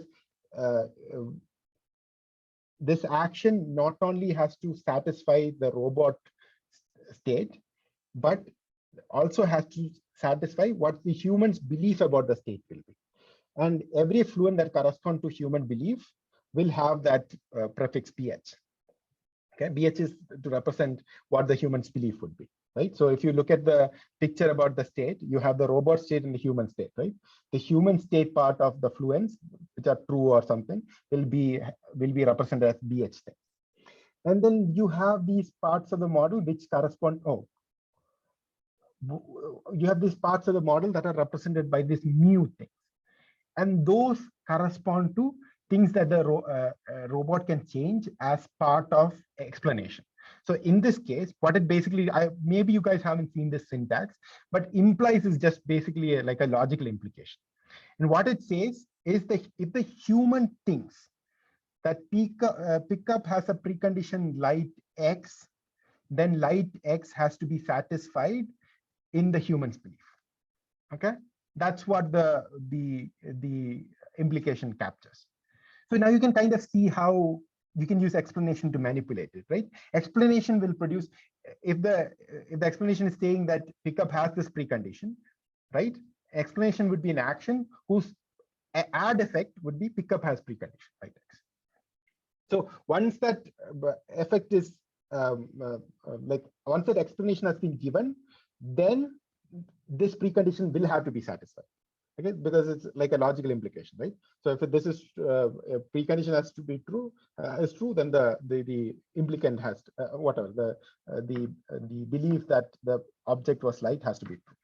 If it's false, it doesn't have to be satisfied. False true, false is still true, right?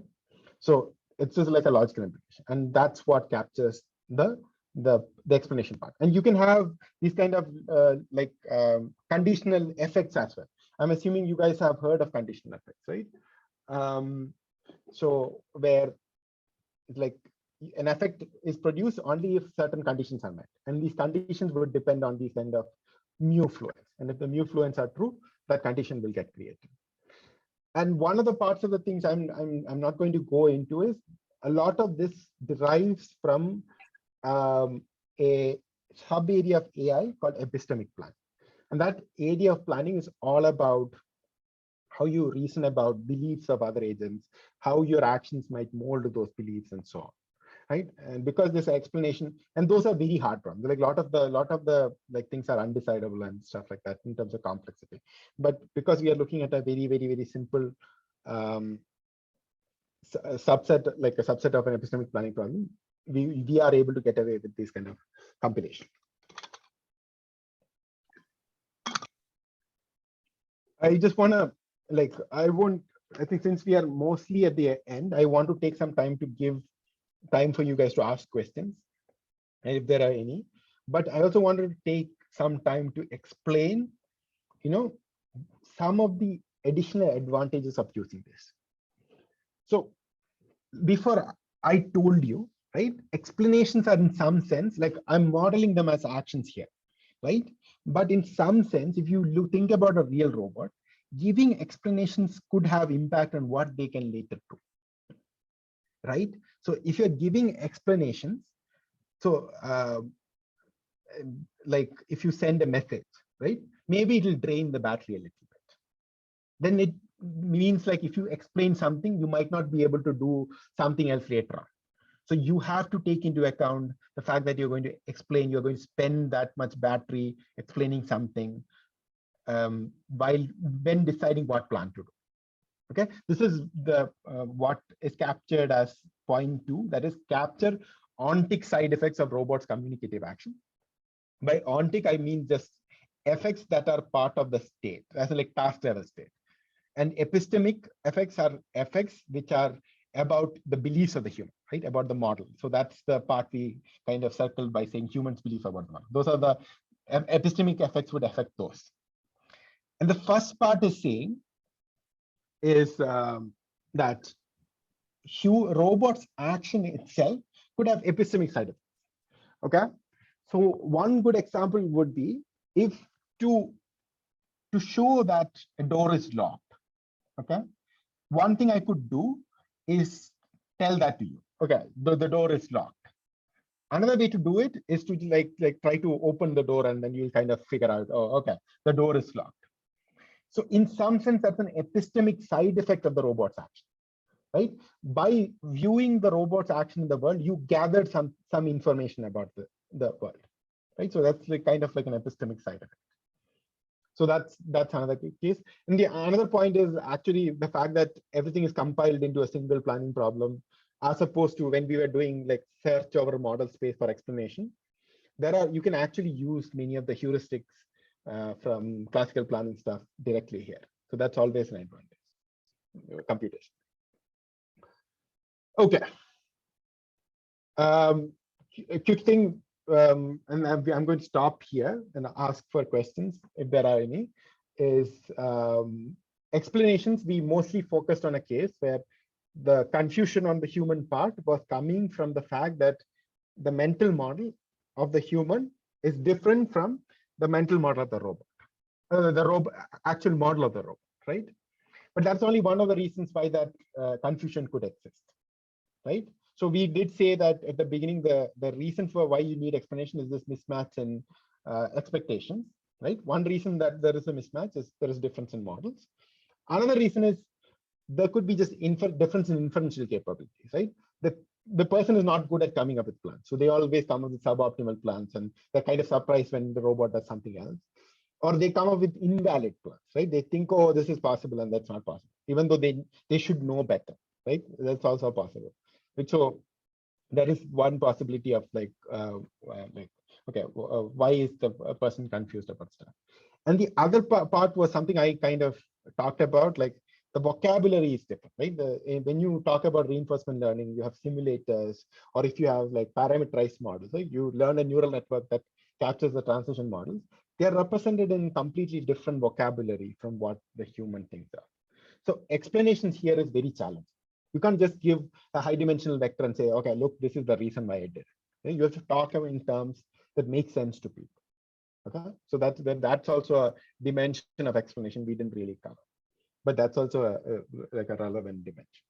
Okay, this ends more or less our thing. We still have 2 minutes, but I'd be happy to hang back till like whatever time you guys want. If you have any questions, feel free to come and talk to me. You can also send me emails if that would be easier for you guys. I'll put up the screen with my email for now. Right? Yeah. Feel free to send me emails if you have. Also, I'm available now if you have any questions. I'll be hanging back. Okay, cool. Thank you for listening and hope you found it interesting. Thank you so much, Sarath. Thank you. Yeah. So Sarath will stay back for if you guys have any questions. And yeah, so that's it.